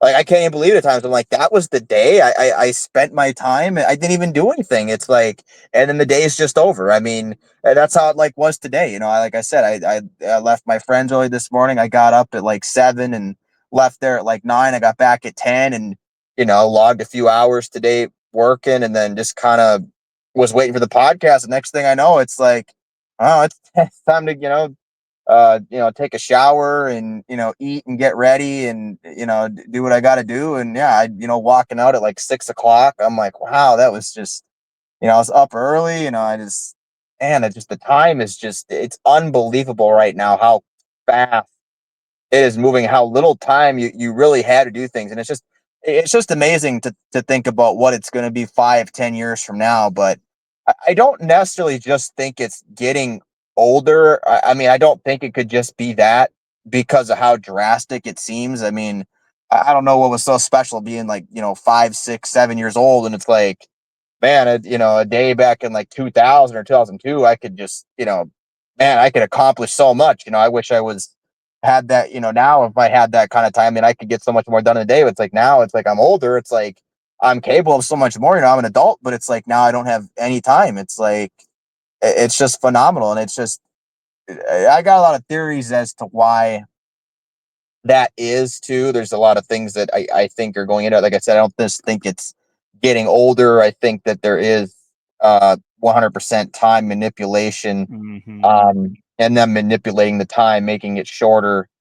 And like I said, even the seasons being messed up, the trees, the leaves, like the weather we've been having, we've been going, June, it was like, and generally, like summertime, you're going to get, in Washington, you'll get, June, July, August, it's like a Phoenix out here. It's like a desert, it's just hot, sunny. You might get like a couple days of like rain or cooler weather here and there, like through the, each month, June, you might get a couple, maybe 3 at most. July, maybe like 3 at most somewhere. August, maybe like 3 at most. But generally, it's going to be for 4 weeks. You can guarantee it's going to be sunny and warm and hot. And, like June, it was weird. It was like some days I felt like we were back in like January, December, like the start of the year. Then some days it felt like summer. Like today, it definitely felt like summer. It's definitely a nice day, but it just blew by. And even like the last 2 weeks, like I said, I mean, I can't believe how fast the time went. I'm like,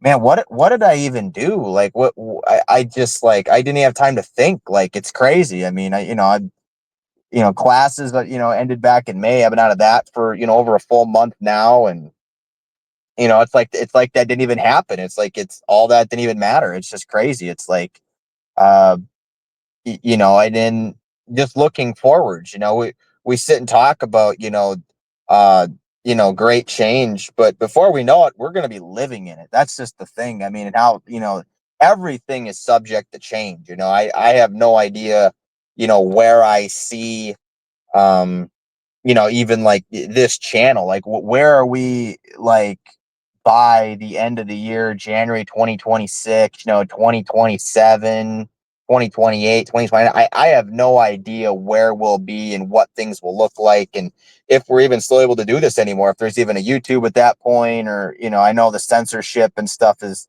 been out of control. I've been able to even watch like Zach's videos and streams lately too. Like they've been just like cutting out constantly. Like I'll be watching and they cut out, and then I gotta like get back in, and then like it'll like Do you die mean out. like something went wrong thing?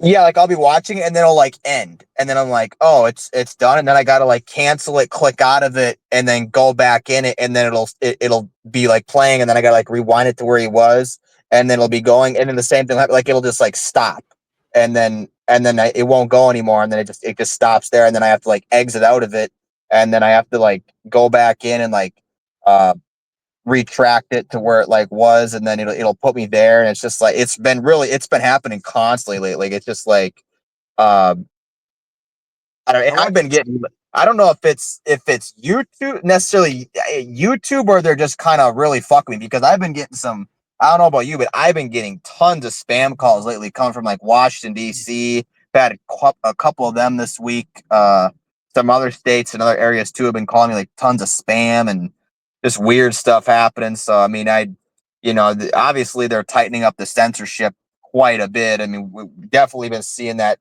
drastically this year as we said we would. You just got to wonder, where is it, by next year? I mean, how bad is it going to be? How bad is it, a year from now?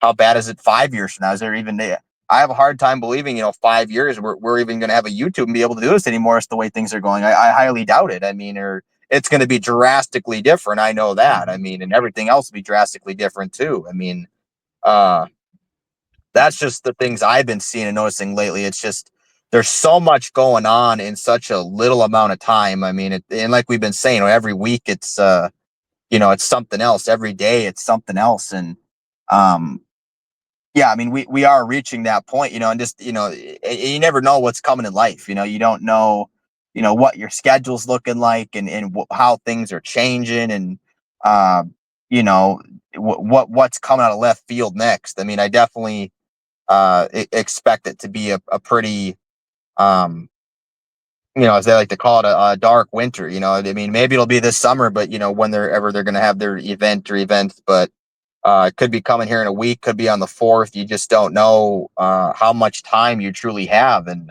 um yeah, it's just everything's ramping up. I mean, the time's moving faster, the events are everything's just getting weirder, and we're just getting to this point where it's like um it's just honestly, it's an amazing time to be alive.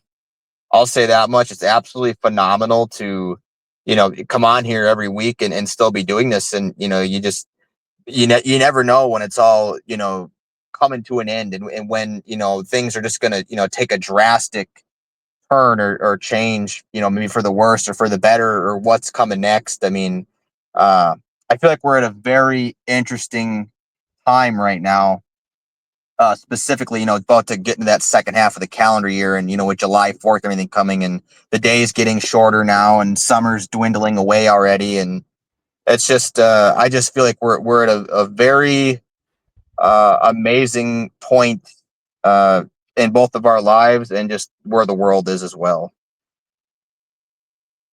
Very yeah, lots to unpack there, but one thing I do want to kind of piggyback on what things you're referencing is, you know, I don't definitely I don't think it's unique. Not only do I know it's not unique to just your perspectives, because I feel the same way, and especially about the as a kid, the amount of time in the day, and what I was going to go off of, uh, not that I don't listen to you, I pay attention to every word you say, but you know how you're trying to frame what you're going to talk about as you're listening was basically what you ended up saying. So I won't repeat what you said. Um, well, verbatim or anything like that. But yes, it does feel as if I could see that counter argument from Normie saying, "Oh well, actually, it's like as a child, your mental awareness and your understanding of time and relativity and things are, obviously once you reach an adult, and there's no, I we get that, we get that. It's different perception. We 100% understand that. We're talking about the time. It's not like something that should be so drastic, whether from when you're a child to an adult or a preteen or a teen or whatever, to where it's noticeable in the seasons and the days and things of that nature. But I think this sentiment is far reaching, especially right now. Um, and there's several theories, like you said, as to what could be taking place. I have a couple pulled up, but without going too deep, there's definitely, or at least right this minute, there's the phantom time conspiracy, which is, some people probably know it better as like the 1,000 year uh conspiracy, or the 1,000 year loss, or I can't remember exactly how they put it. Let's see if they say it here. Anyway, there's there's that kind of time conspiracy, and then there's also like the biblical time conspiracy as well, or theory, I should say, which is the biblical theory that God near the end of an era, if you will, or some people perceive those as resets and things of that nature. There will be a shortening of the days, and what's interesting about that is the awareness of the shortening of the days is a sign for the elect, they call them. So it's for the chosen ones are the ones that notice the shortening of the days as a sign, as a biblical sign. So that I think that's just an interesting thing to throw in there too. Um, but yes, as far as the I made me kind of chuckle because I was thinking about that Interstellar movie, because it's very much so like that. They go to this planet and it ends up not being the right planet. That's neither here nor there. But by going off course with Einstein's theory of relativity as they're using as the basis of the math for this time that they're going out of this particular orbit, they're for every like 10 minutes they're on this planet, it's like 7 years, or no, maybe not 10 minutes, but it's like every hour they're on this planet, it's 7 years on Earth. So they have to like basically understand that like their kids are going to grow up in the time they're there an hour type of deal. And that's kind of what, as a kid, it's like we're just the ones left on Earth and time's going by normally. And once you become an adult, it's like time's just flying by on this other planet. As for you know, whatever that would be called, a comparison or whatever. But more logically speaking, I do think you mentioned, the manipulation of weather, and maybe not the manipulation of it that you mentioned, but you mentioned the strange weather, whether or not you're not talking about in a phenomenon type of way. It has been very strange. Not overwhelmingly strange, at least not in our or not in our neck of the woods that crazy. But as far as globally and over the years, there have been enough signs that tell you there is a definite shift in what I perceive all of this to be is another way to get people to move. These are all measures that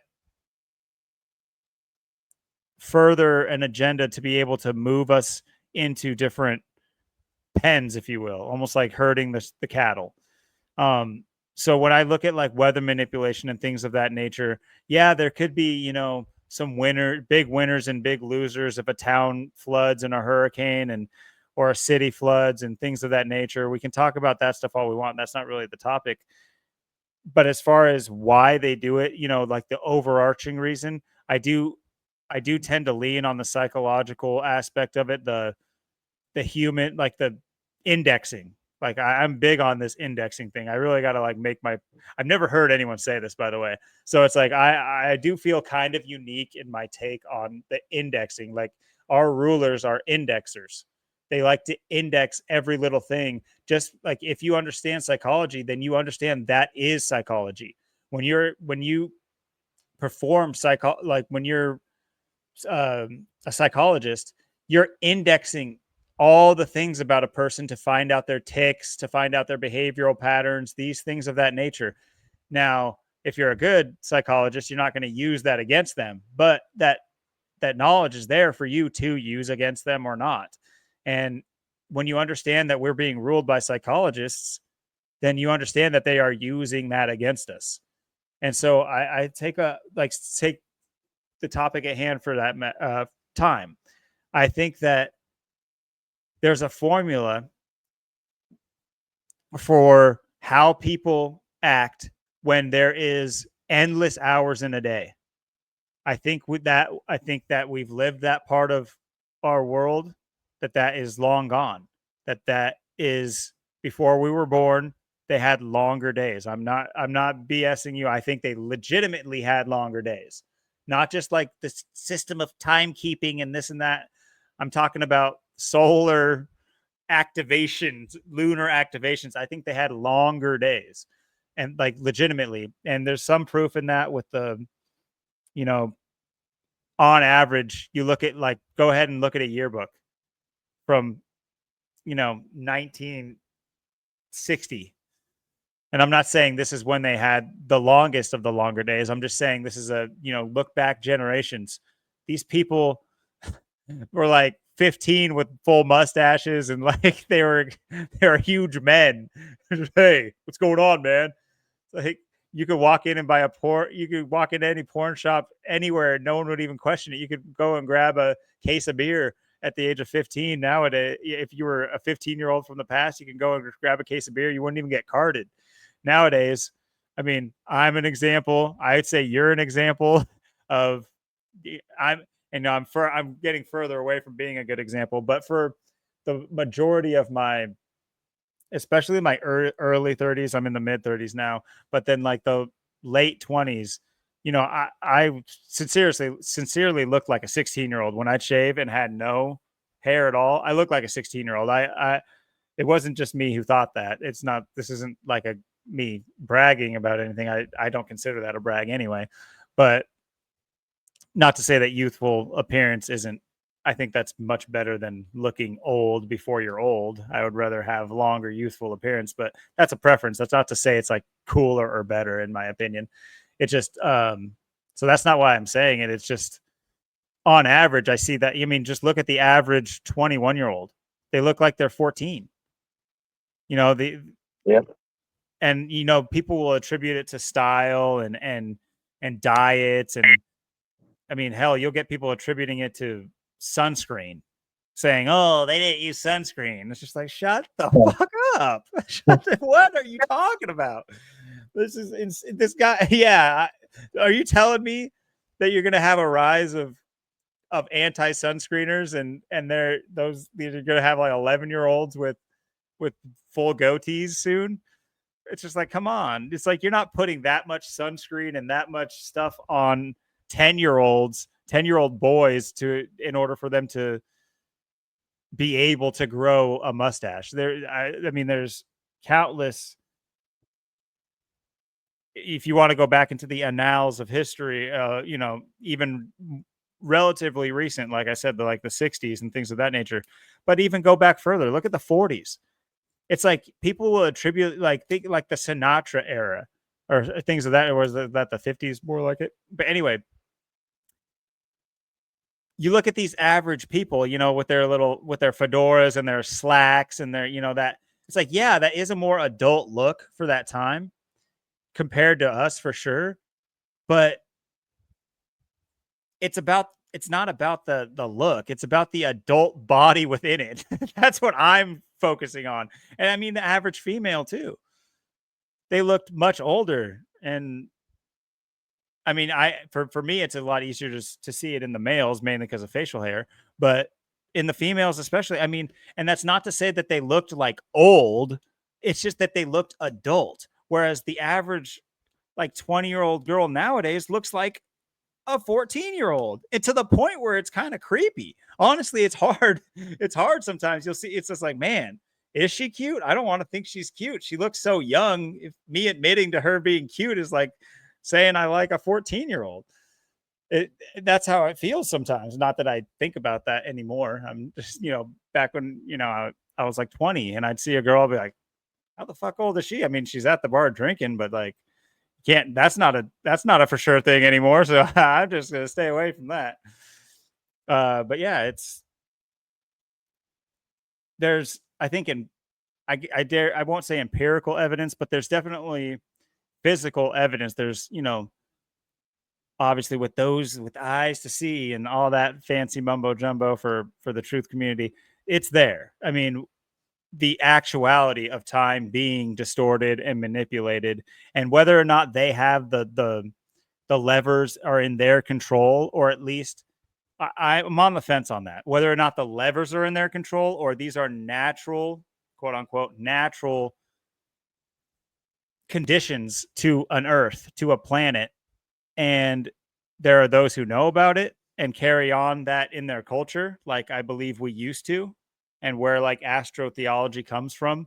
I'm not saying, there's a lot of talk about astrotheology is the Bible. The Bible is astrotheology. And I can see that somewhat too, that it's really just a story about keeping record in the sky, in the stars and things of that nature, so you understand what cataclysms are and natural cataclysms.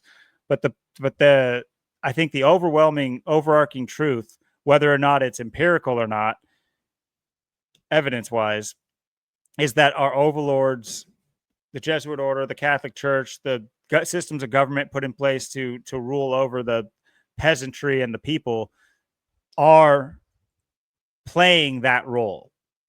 They are taking over the levers of those things. And I was just talking to my girlfriend the other day about like what magic is. I'm open to believe that there was either a time where magic was possible, the idyllic form of magic, the manipulation of ether, light before your eyes type of magic.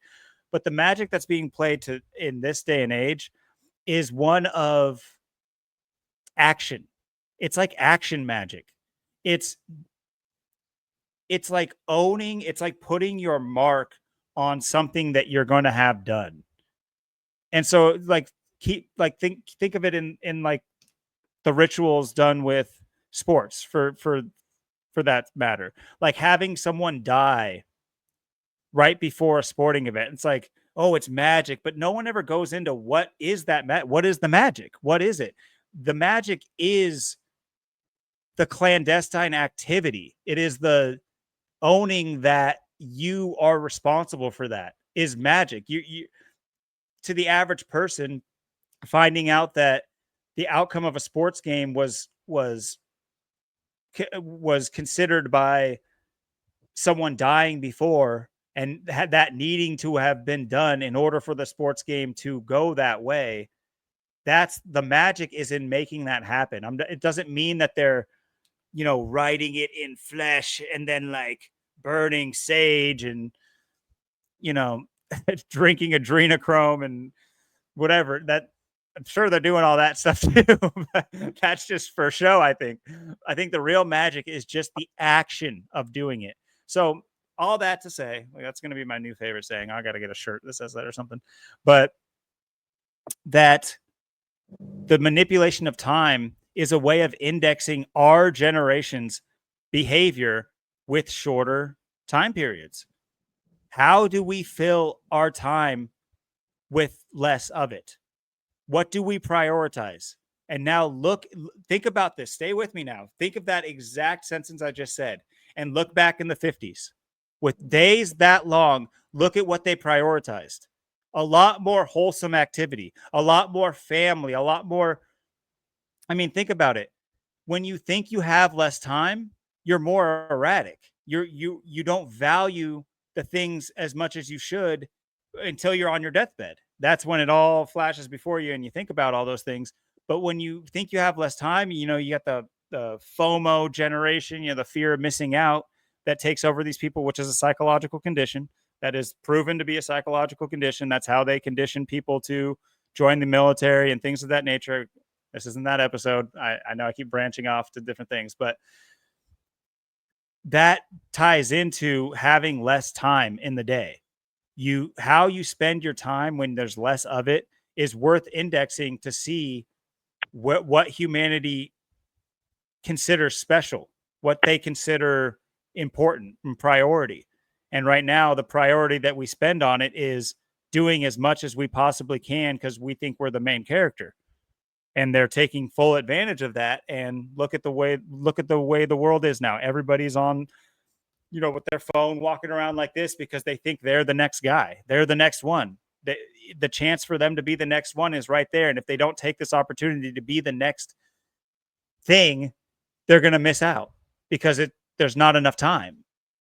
That's not what they were thinking of back in the 50s. They thought they had all the time in the world. So I just, I think that with my thesis, even though I said it at the end, I think that's kind of where I stand with this whole time manipulation thing. And of course we can go into theories. I don't know if we'll have time this episode, but that's kind of where I stand with it.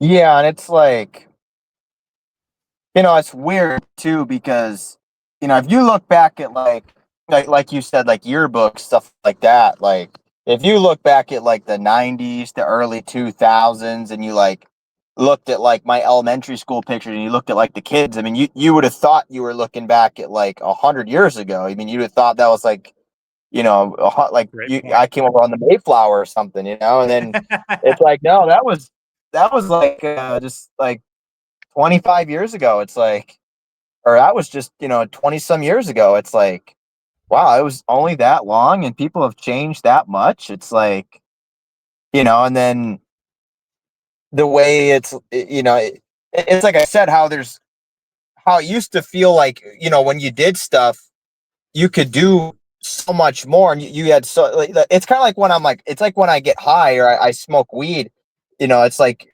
I know people say like shrooms too. I've never done shrooms, but they say the time just like lasts forever. Like you got so much more time. Like when you're high, um, one thing about me, like when I'm high, is I feel like, and I know I'm like way more productive because it's like I just have more time. It's crazy. Like if I listen to like a song and I'm like listening to just like the drums or the guitars or something, just the music in general, like a song will last so much longer when I'm high. It feels like I'm like in the song. Like it feels Mhm. like I'm extending my life and my time. It's crazy. And then when I'm like sober, it's like it's just boom, it's already gone. It's like, man, it's and it's crazy. It's kind of like like they say dreams are only like what like 5 seconds or 7 seconds or less than 10 seconds, but they feel like they last a long time. They feel like they go on for quite some time, but supposedly they only last for seconds, seconds, and it's over, and it feels like that maybe went on for like an hour, a couple hours or so. It's it is, and it's crazy too. Like you just look at like I said, just like what you do in a day, and it's like um just certain things. Like I felt big time like 3 years ago when I got back to Washington. I don't know what it was, but like when I'd be like Ubering around working, like I had so much more time in the day. I don't know how to describe it. Like I could hit way more workouts at the gym. I could do way more Uber trips in a night, in a day, and I'd have more time for stuff. And the days felt drastically longer just 3 years ago. Like I had so much more time. The days felt longer. I could do more. I could accomplish more. Now it's like I said, I just drive into town, I just go somewhere, I go to the gym, and next thing I know, 2 hours passed, and it's like I didn't even do anything. Or it's like I go into town, we're driving or go do something, and we come back, and it's already 2 o'clock, it's already 4 o'clock. I mean, it's just like it was today. I mean, I got home. I mean, logged a few hours. Next thing I know, it's like noon. Next thing I know, it's like 4 o'clock, and then it was just boom. I mean, it was just time for the episode. I'm like, wow, it's just, it's unbelievable. Like, and it's and there's so much to say about just like the time and how much it has changed, but it's an interesting concept when you look at it too from just the perspective, like I said, of um just even us knowing each other, just looking at it like that. I mean, if you look back at you know just going back to either like when we first met or that time in August there, like you go back to our first couple episodes, like you look at how much has honestly happened and changed in that time. It's we're closing in on a year, but I mean there's been so much that's happened that there's so much things that we've talked about on this channel. There's so many things that we've gone over and that have happened to us, and people don't even realize how much stuff is actually going on and what's really going on, like constantly. And um people don't notice like the shifts in time, and how things just change on a dime. And like I said, it's very interesting right now to see where we are just by the end of the year going. I mean, think about where we're going to be a year from now, where we are 2 years from now. I mean, uh 3 years from now, 4 years from now.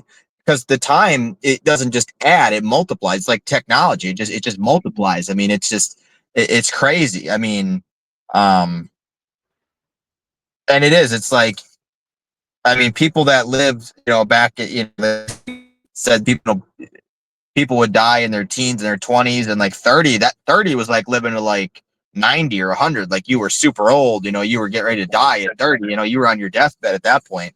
But if you probably go back and you live, like, say you live to 30 or 35, back in those days, that probably felt, way longer than us, today where we are, that probably felt like they actually lived to like 100 or so. Now it's like, I mean, if like the first bit of my life, like the first, like 7 years felt, like it kind of was taking a pretty good amount of time. There's, and then I noticed the time got a little quicker, but like it just blows me away all the time to think that like half of my life ago was like 2010. It's like, man, 2010. It's like it feels like it just was 2010. And I sit and I think that was half of my life ago already. Like my car is a 2010. Like this thing's old. Like this thing ain't new. Like I'm like, what did I do in When that I hear time? 2010, I still think of like a new car. Like that's Yeah. like, whoa, I can afford that.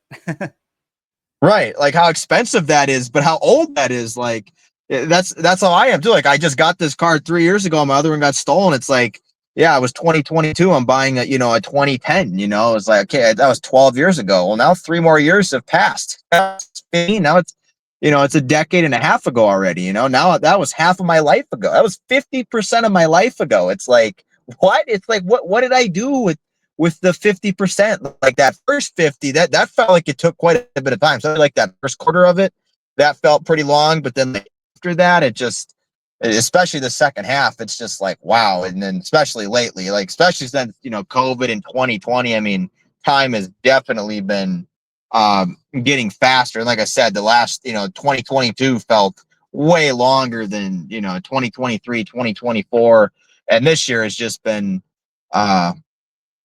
just on record pace with the speed. I mean, it's just unbelievable. I mean, just lately too, just the things I've been noticing. It's like, man, I felt like the days were longer, and I was, Ubering, doing other things, driving around. It's like now, it's like I swear they got even faster, and it's like now I don't even. Now I just like the last 2 weeks were just. I mean, I felt like I was in a coma or something. I don't even feel like I was around. Like it's crazy. Just it's scary. It's spooky. It's weird in a way, and it's just like it's also amazing and like phenomenal too to experience it.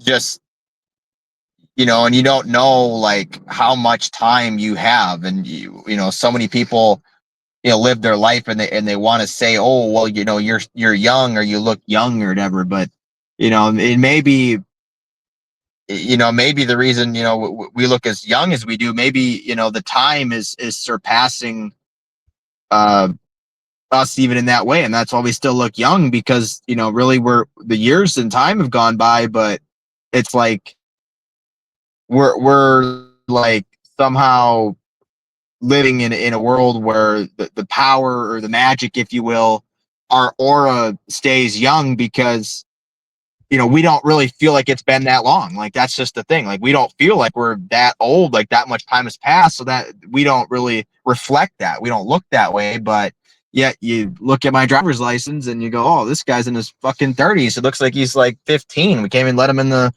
thing to go gamble. Fuck, he's underage. Arrest him. Take him to jail. It's like it's just nuts. And then you just see how, like I said, how everything has changed. Like the seasonal patterns, how manipulated that's gotten, especially lately. Especially them saying they're having the 100% control of the weather in 2025, and all the 25s and things that equal 25, and just like we were talking, the quarter mark, and how much stuff, what they were getting done this year, and just you just look at the pace that we're at. I mean, it's blistering. And then you just look at the near future here. I mean, the 4th of July coming up. Um, it's amazing, and to think that before you know it, it's going to be fall and winter again, uh, and just what we got coming. I mean, I think too, like and even like for the channel. I mean, I expect I'm not even sure how depending how things go and what happens to our lives and the channel and stuff, but I mean, just the direction of things, like I said, I mean, with what YouTube and stuff will be like, and social media, and where that's going, and however things play out with that. But just the topics, and where we go with things, and how we continuously grow try and grow the channel, or look at other ways to engage with the audience, things that we can talk about, we can cover. I mean, we've had such a um wide variety for the time we've been on here, and I feel like we're at that point where it's like, um to keep up with the times and ways, it's like you try to adjust and figure out where to, the NASCAR thing is been phenomenal. It's like we've been coming up with these other subject things to talk about. It's like, I feel like we're at that point with where we are, that we could really take things in any direction. I feel like we could really honestly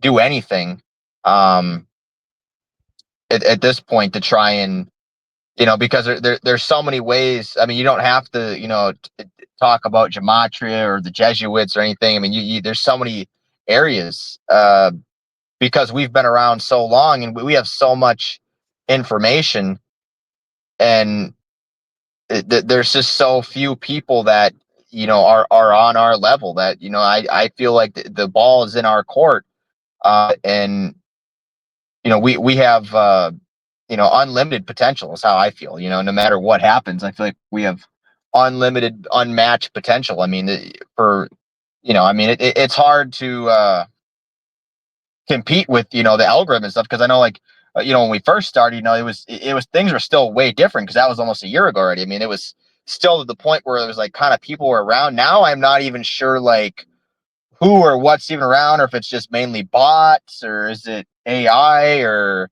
it's very hard to even tell, like, what is exactly for sure real, and what's exactly actually happening. So I I said, we're just, everything for the most part is subject to change, and um, yeah, I just see big changes on the horizon in the not too distant future.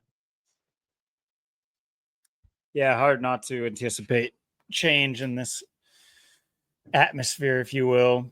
Um, and yeah, I feel like we kind of just only scratched the surface as far as, articles and things of that nature that we can go into. I know it's already getting kind of not long-winded. I was going to say long-winded, long in the tooth, I guess. Same idea. For tonight, but I will try my best to have a few more theory type things we can go over, because I know those are fun, and we honestly haven't touched that kind of stuff in a while. There's been some fun stuff we've come across, like, by accident in our research through some different, not necessarily theories, but just live research. So there could be some things that stand out to us when it comes to time dilation and certain theories, things of that nature. Of course, there's like the 1,000-year gap, um the whole Roman conspiracy, or the Pope conspiracy. For I don't know if people know about that too much, but I know it's a pretty popular thing. I'm pretty sure it's pretty popular with TikTok and things of that nature. Like, when I say TikTok, I just mean like modern conspiracy theory type stuff. um but yeah, I think it'd be fun to kind of go over some of those. And once again, I'll definitely, I'll try to maybe even have some more data to back up what I talk about when it comes to, like, the psychological aspect, and the past, and how that plays into the future, and vice versa. Really, if you believe in things looping and things of that nature. Anyway, but I did want to kind of highlight a comment that we got a few days ago. This was on a video from 2 weeks ago or so. But nonetheless, it was I took it as a recommendation. Here, let me pull it up. Let me make it a little bit larger. But we had Esoteric Racing. I took this as a recommendation.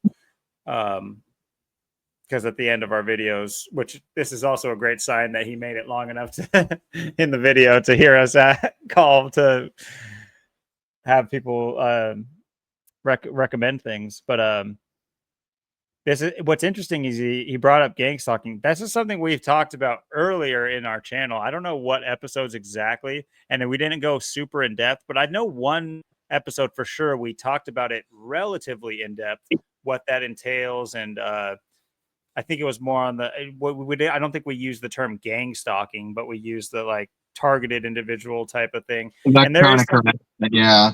yeah. Electronic harassment, yeah. Other names for it, gang stalking. But have you watched that Vice thing? I know this is a really popular thing with Vice, this YouTube video. This is actually the title of it. I don't think I just seen this comment too before we went on. I just checked the channel. I just seen this too on the other one. So I just I just noticed this comment before we came on here. I watched the first like 5 minutes, and it was really for lack of time. I've had time since then, but I forgot to continue to play the video. I need to put it on like my watch list thing. That way, it actually notifies me on YouTube. I'll try to remember to do that after this. But tomorrow, I'll have plenty of time as I work to be able to watch and listen to videos. I do believe that I've either seen it or seen highlights of it by watching like YouTube videos of people talking about it, because it was really familiar it's an older video, but he wants us to talk about that. So, and then I can only assume the fucking airplanes. What he means by that is there's been a slew of more airplane crashes that nobody cares about. And isn't that funny too? That all the jokes I've made about like no one cares about airplane crashes anymore. And it's so true. Nobody gives a flying shit, figuratively or literally. Yeah, no one gives a flying fuck. That's the best way to put it, because there's been a lot more plane crashes and nobody cares. It's not even on the news. Not mainstream. It's not, you'll have stories about anything Trump does. Oh, Trump farted. Have you seen the growing trend of people saying Trump wears a colostomy bag? Yeah. Oh, I wonder. I have not seen a single. It's not like I'm some like fingers to the pulse. I'm in the CPAC. I'm in the. I'm not at the rallies or anything like that. But I have never heard anyone even posit that he's an older man, but I've never heard anyone say he wears a colostomy bag. Not until I spotted him walking out to that press briefing that day with that one chick, the Caroline Levitt there, like that I showed you the video. It was really weird, and he walked really weird, and it looked like he kept adjusting something, and I was like, boy, this guy's wearing a colostomy bag. And now it's been a popular theory. It was still no proof, but there's just a lot of popular theory about it. I'm just like, man, I wonder. Sometimes I wonder. But anyway, I did get back to him and everything like that, just with some I said I've heard of it for sure about the gang stalking and stuff, and well aware of what it claims to be. We'll watch it and give a summary next episode. That would be this episode. But there was one caveat, and that is I didn't know whether or not you saw this comment yet or not, and I hadn't talked to you. So now that you have seen it, hopefully it's a short video. So hopefully at some point you have some time to just quickly watch it. It's interesting enough. Just from watching the first little bit about it. Take it with a grain of salt. Vice puts out like truth in the most corny is the like 90s kid way of saying it. What is the cringy? It's like the most cringe way of taking in news, in my opinion, is Vice. It's just so like, it makes me squirm just thinking of them. Like they do things way too seriously and way too not seriously in the wrong times. But anyway, never mind all that. It will highlight things that we can talk about at some point. And then also, if you find time, or if I find time, I will look into the more recent plane crashes that have been happening, because it's been a kind of a running joke. There's been like two main running jokes, and that is Luigi Who and plane crash. Who gives a fuck? Like, no one cares. You got anything better? It's like, oh, plane crash down the street. Okay. Like, what is it? My street? Is it my house? It's like, whatever. It's a plane crash. Who cares? It's happened every day. Don't you know? So that's kind of been the theme of this year for our channel, especially when we were covering the news pretty much every episode. So I don't know if he just hasn't been like super aware of that in our early videos. Then again, we were putting out 4, sometimes 5-hour videos, so it could just got lost in the sauce. But yeah, I'll see what the more recent ones are. I know Zach has covered. Let me splash his channel up there. He's covered a couple of the more recent ones, but even he has been like not covering all of the plane crashes because they're not even on the front page. It's other stuff. It's like stuff that's not even like related. And can you blame that?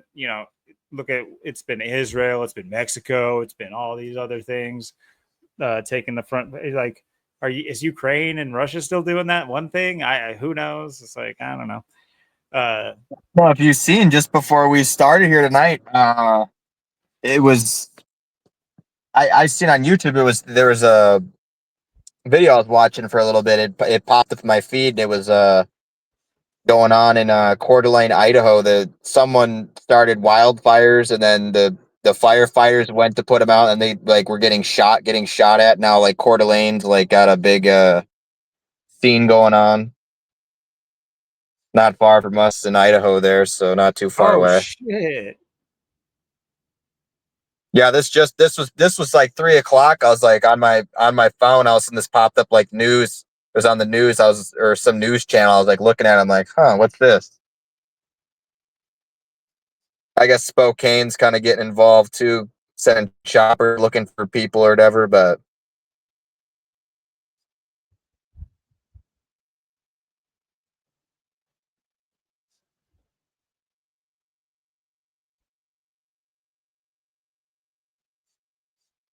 maybe it's a sleeper cell. You never know. Actively taking sniper fire as we speak.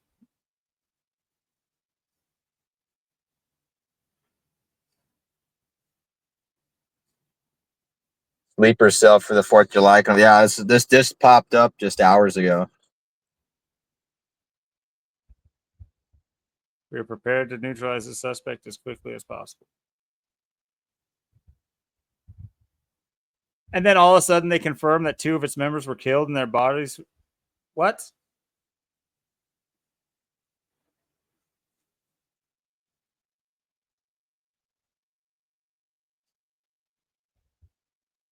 It appears that modern day sporting rifles are being okay.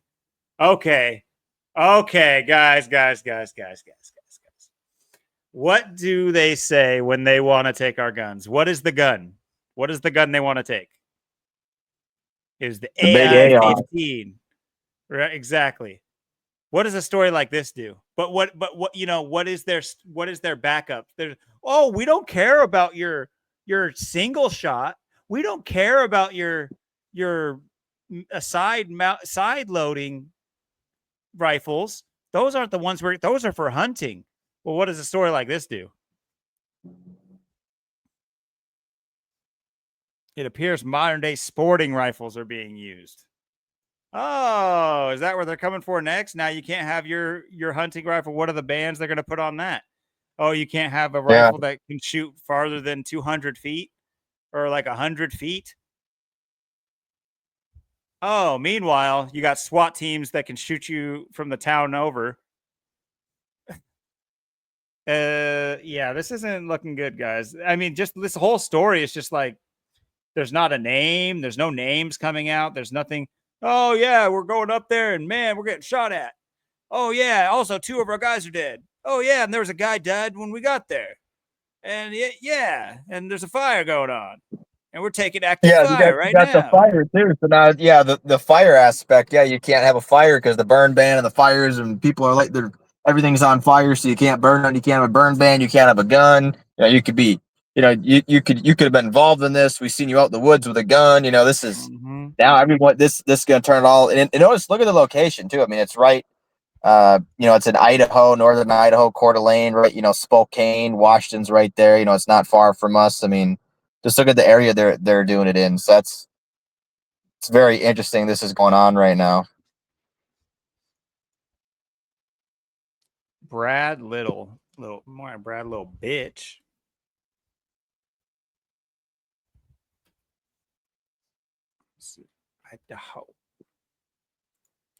Idaho, that's becoming one of the states that you never hear about unless it's really bad too.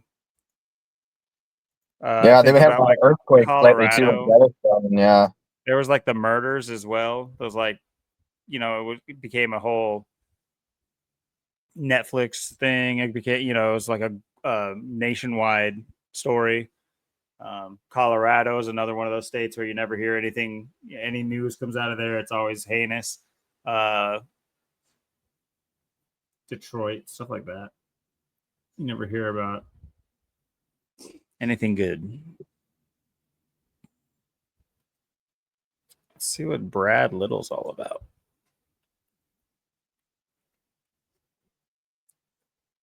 Oh, geez. A little too happy there, Brad. Bradley? It's like Chad Little from Spokane, Washington. Chad Little. Is that the mockery? Heinous directed. Chad Little. Heinous. Did they say heinous direct assault?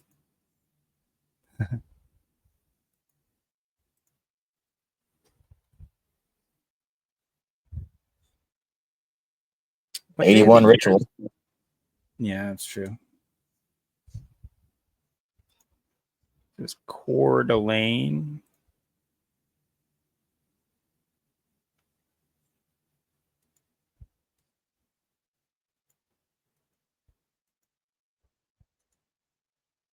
Such an American name, Coeur d'Alene. Joking.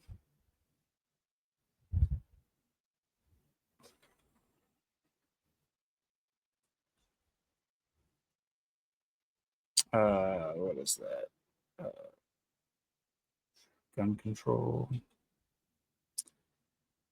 Well, gun control in Coeur d'Alene equals 49. And the day of the year it is. Oops. How do I get out of this?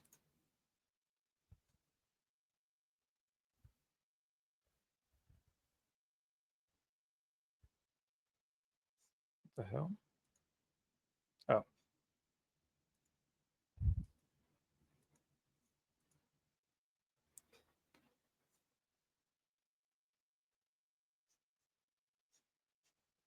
It's the 180th day of the year. Complete 180.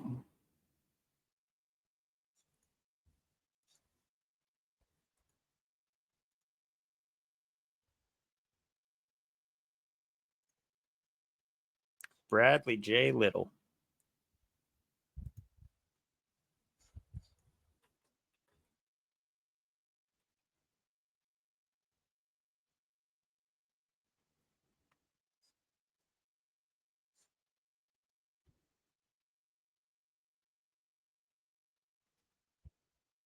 Did he fair? An 80. How old did I say he was? Like Satan, 55 and 80.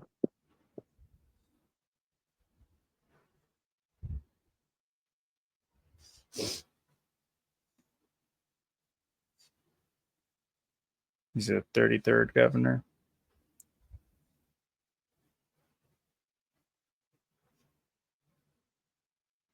Sniper ambush.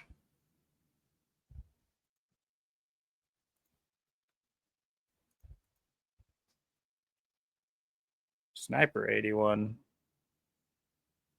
Interesting. What was it?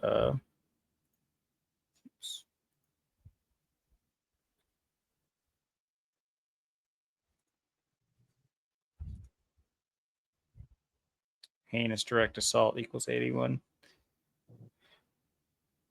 81 and 36 repeated. That's interesting.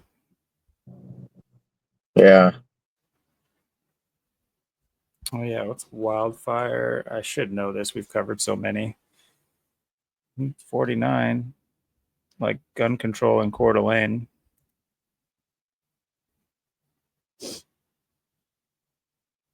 It's actually 49 and 50, like gun control. Got a kind of combining of those two concepts here.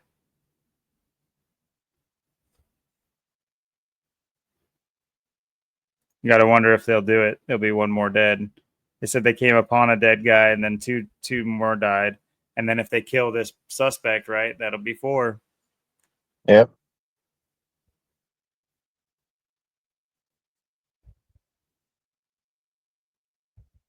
Okay, are they gonna say any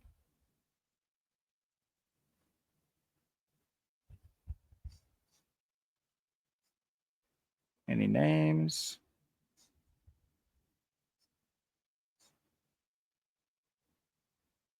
Just no proof. It's,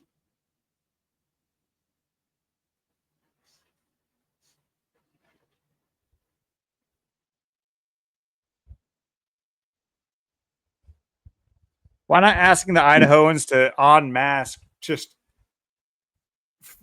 flood this guy out? Hey, if you got guns in the area, come help us out. Isn't that crazy that like public trust in their eyes, it can't be that to where they can't ask us for help. Like asking us to bring a weapon somewhere is never going to be okay. That right there is proof, all the proof you need that that this is a one-way situation.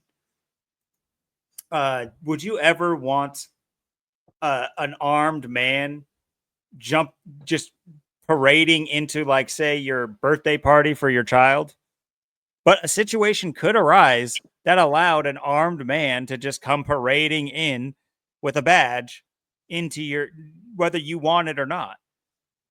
But in a situation like this, where you could use the help of those people that live in the mountains, that if they have guns or knowledge or anything else, but they'll never say, hey, grab your guns and let's flush this guy out. It's just like, it's so weird how we separate our levels of humanity with different titles. Like a policeman is okay to have every weapon in the books. It's sketchy.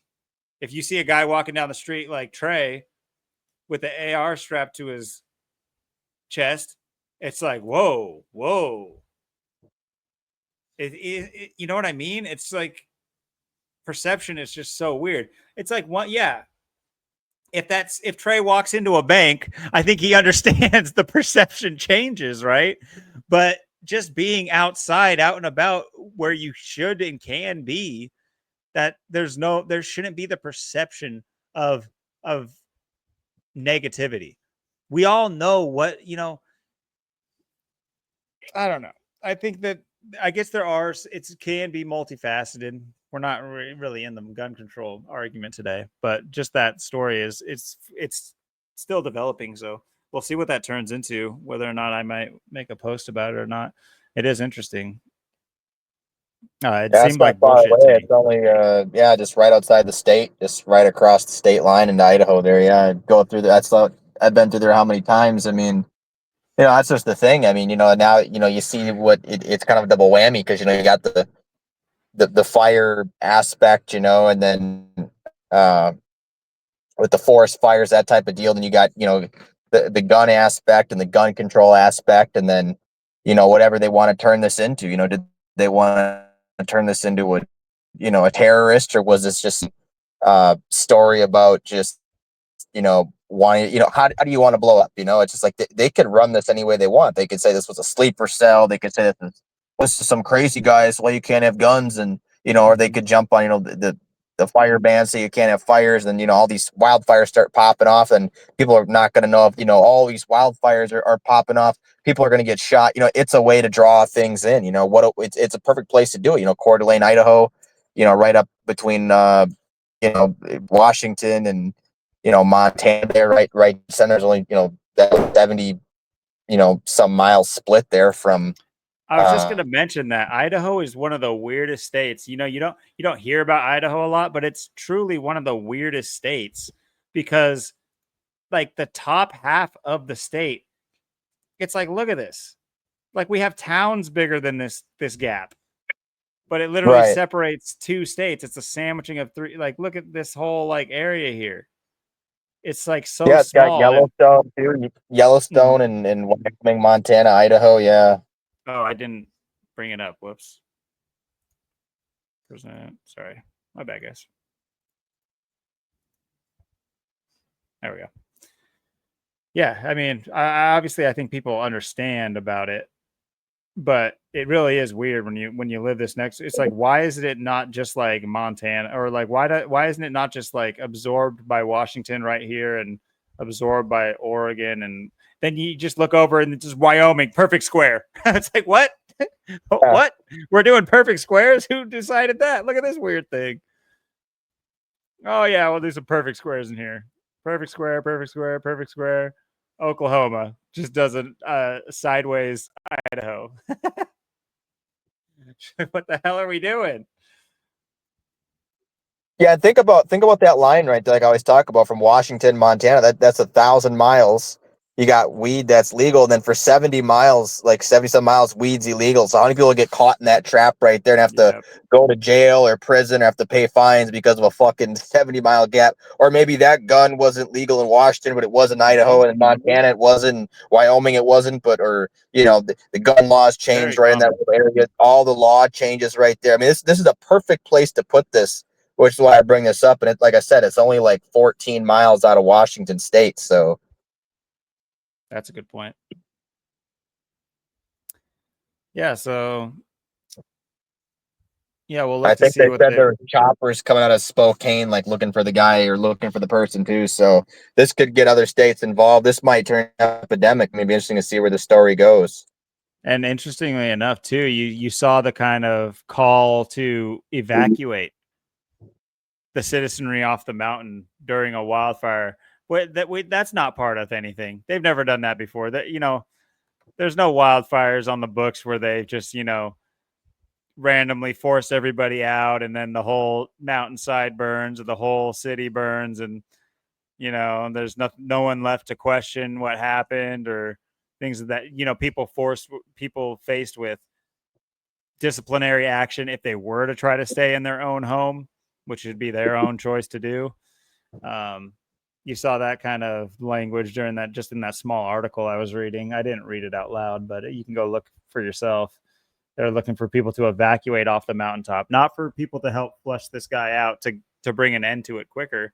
Now, I get that you're not going to have law enforcement calling for people to go on a manhunt. I get that aspect of it, but I'm just saying, like, I get that, but I also think that there is an onus to potentially have, you know, a standing army, if you will, or, you know, a militia that is capable of doing these things in coalition with law enforcement, if you will.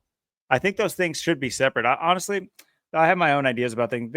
These things can be talked about on another day, but like, I think it would help to have rifle carrying, gun owning citizens on the side of the police if this weren't a contrived story to actually help flush this guy out. But no, they're just like, oh yeah, it's all happening. The only people that can witness it are us. You know, that it's like this remote mountain. Yeah, all this is happening. Yeah, there's dead guys and we're dying.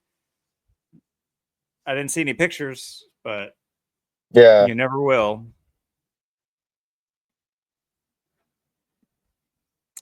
Crazy how large these damn states are up here, dude. Montana is just absolutely massive, dude. I would want to live 300 miles long. Washington, Montana 700. Wyoming's pretty big too. Wyoming is like, Montana's like 1.5 Wyoming's, almost like perfectly mathematically. Yeah, I think Wyoming is the 10th biggest state. Colorado's slightly bigger. Yeah. New Mexico is quite large. Of course, you got Cali and Nevada, quite large. Why I say that is because, like, Oregon is quite large. Like, Oregon and Washington are quite large states. Like, when you get into it, because I mean, look at these little little dinker boys. Right. These little mini me's. They think they're hot shit over here, don't they? Got people in Rhode Island who step up to you. It's like, boy, do you? I'm just kidding. So I can walk across your state. Yeah, Can walk across your state faster than you can drive across mine. I could literally do a 3-hour marathon across from Connecticut to Massachusetts through your state, all the way to Nantucket. I could swim to Nantucket before you could. I don't know. Don't need a road in Rhode Island. Just yeah, you got one road. Yeah.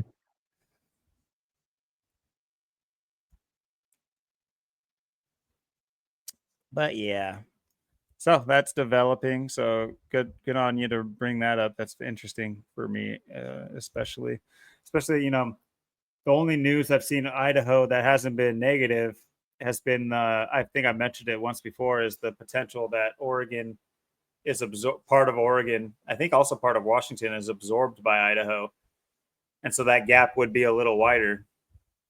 They talked about that several times. The people who live in the easternmost counties of Oregon, they all hate Oregon and want to be. Yeah, and to Idaho, the northern part of Idaho is Pacific time too.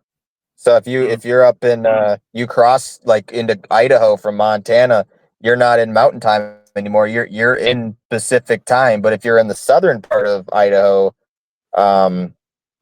you're in mountain time, which is weird. It's just that northern part that's same as Washington. The southern part is western, which is weird. Like I said, it's just that 70 mile. That's why they got to give you that 70-mile little, slit right there. You can walk across that in a few days and make your way through. That's why they got to give you that, just for politics and political divide and stories like this. I mean, you ever wonder what that is? You see a story like this in 2025. Well, there's your answer.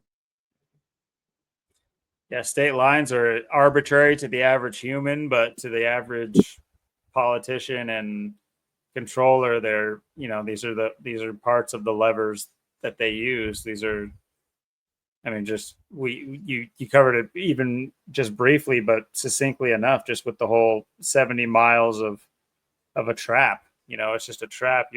You're the same person with the same items from one state to another, but you're considered a completely different person because of an invisible line that you crossed with a sign.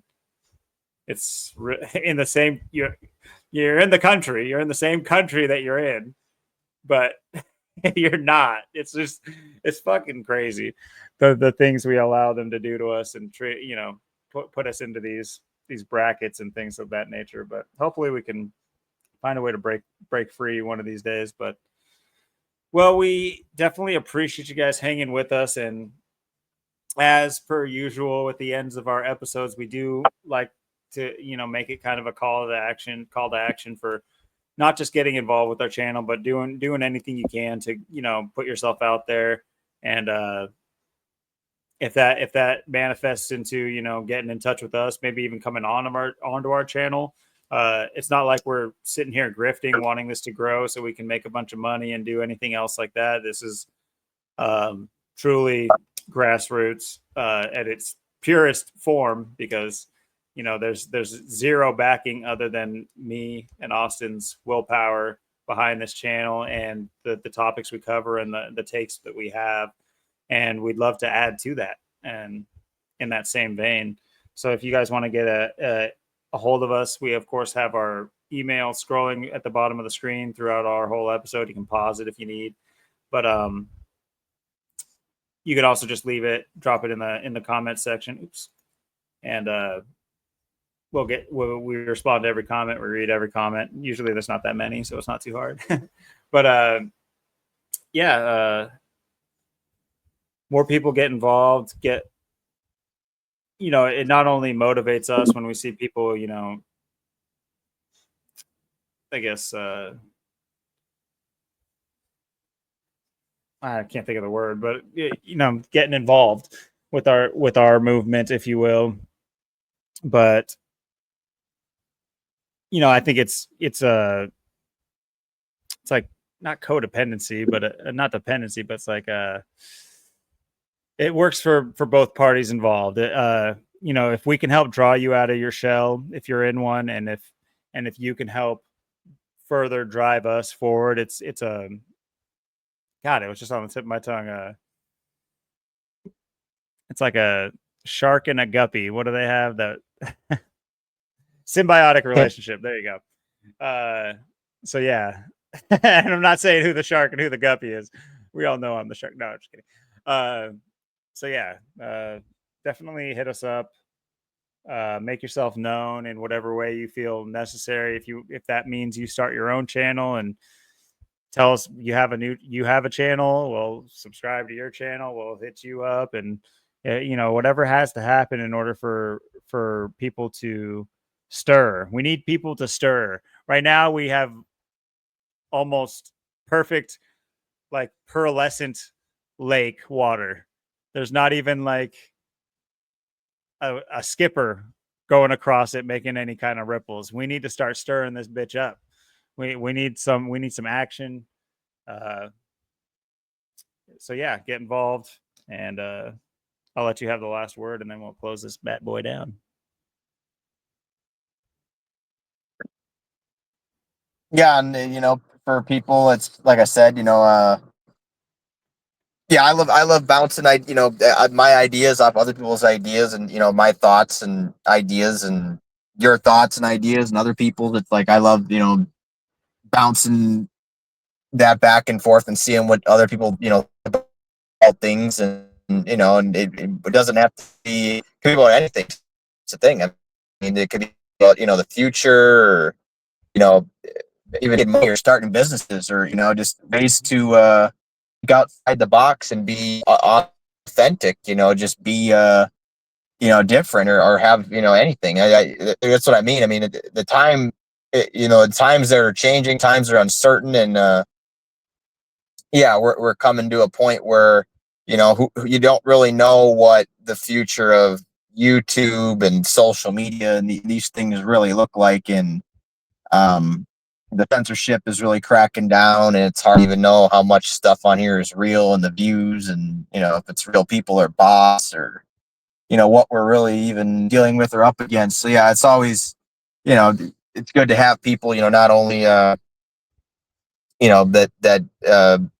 view and comment and watch and share, but like I said, also work together and work to help each other out. And I mean, there's so many ways. People know ways to, like I said, with the way things are going, and everyone's going to be, they're going to have to find other sources of money, jobs, income, businesses, things like that, and just resources, all kind of things. I mean, there's so many things that we can do with the channel. There's so many ways we can go. There's so many things to talk about, and um, it doesn't have to be uh, the same thing all the time, the same thing every week. We got our own authentic style, but we can we can roll a lot of different ways. We're very adaptable in a lot of ways. We can adapt and uh, change on the fly, and I think that's what it's about. And I think that's going to be the key going forward. You just don't know what exactly to expect. And like I said, it'd be I know when we started, we got well, I know there's a lot of people that were like kind of liking, or leaving comments or whatever, or people that are around, but I don't know where a lot of people even kind of went. I know last like video didn't really get a lot of views and stuff, and lately it's hard. It's like I don't even know if sharing it really is. You share it, and it's like, man, I don't know, is it just like making it worse? Is it suppressing it more? Is it it's hard to even know like what's real and how much manipulation's going on and stuff. So it's why it's so important to have actual networks with people, and have that working together process, so you can kind of um defeat the manipulation in more ways than one. Because just gets it's hard when you're kind of always up against things, and you're just kind of asking questions all the time. It's a lot nicer when you kind of have a you know well, I mean, we know who the generally the people that watch, and kind of we know the basic few people obviously that are in the community that keep in touch and are pretty much watching every video and stuff. But yeah, it's just just time to network, and hopefully even if it inspires you to start a YouTube of your own, or start something of your own. Maybe you start something, you do something, you come back to us, you find us, then we all start working together, something like that. That'd be a pipe dream, because like you said, the lake right now is very calm. There's no ripples, there's nothing going on. It's kind of dead silence. And yeah, I don't know, a lot of people seem to have kind of disappeared or dropped off lately, or kind of given up. So yeah, hopefully we spark some people's interest with some things, and hopefully we kind of got a flame or spark going, or something going, at least with this episode, now that we're in the 40s. Well put, sir. Well, you heard it here first, folks. Let's get involved. Let's get up and do something, and do something together, because there is strength in numbers. Thank you for joining us, guys, and have a great rest of your week. And we will see you next week for 42. Peace.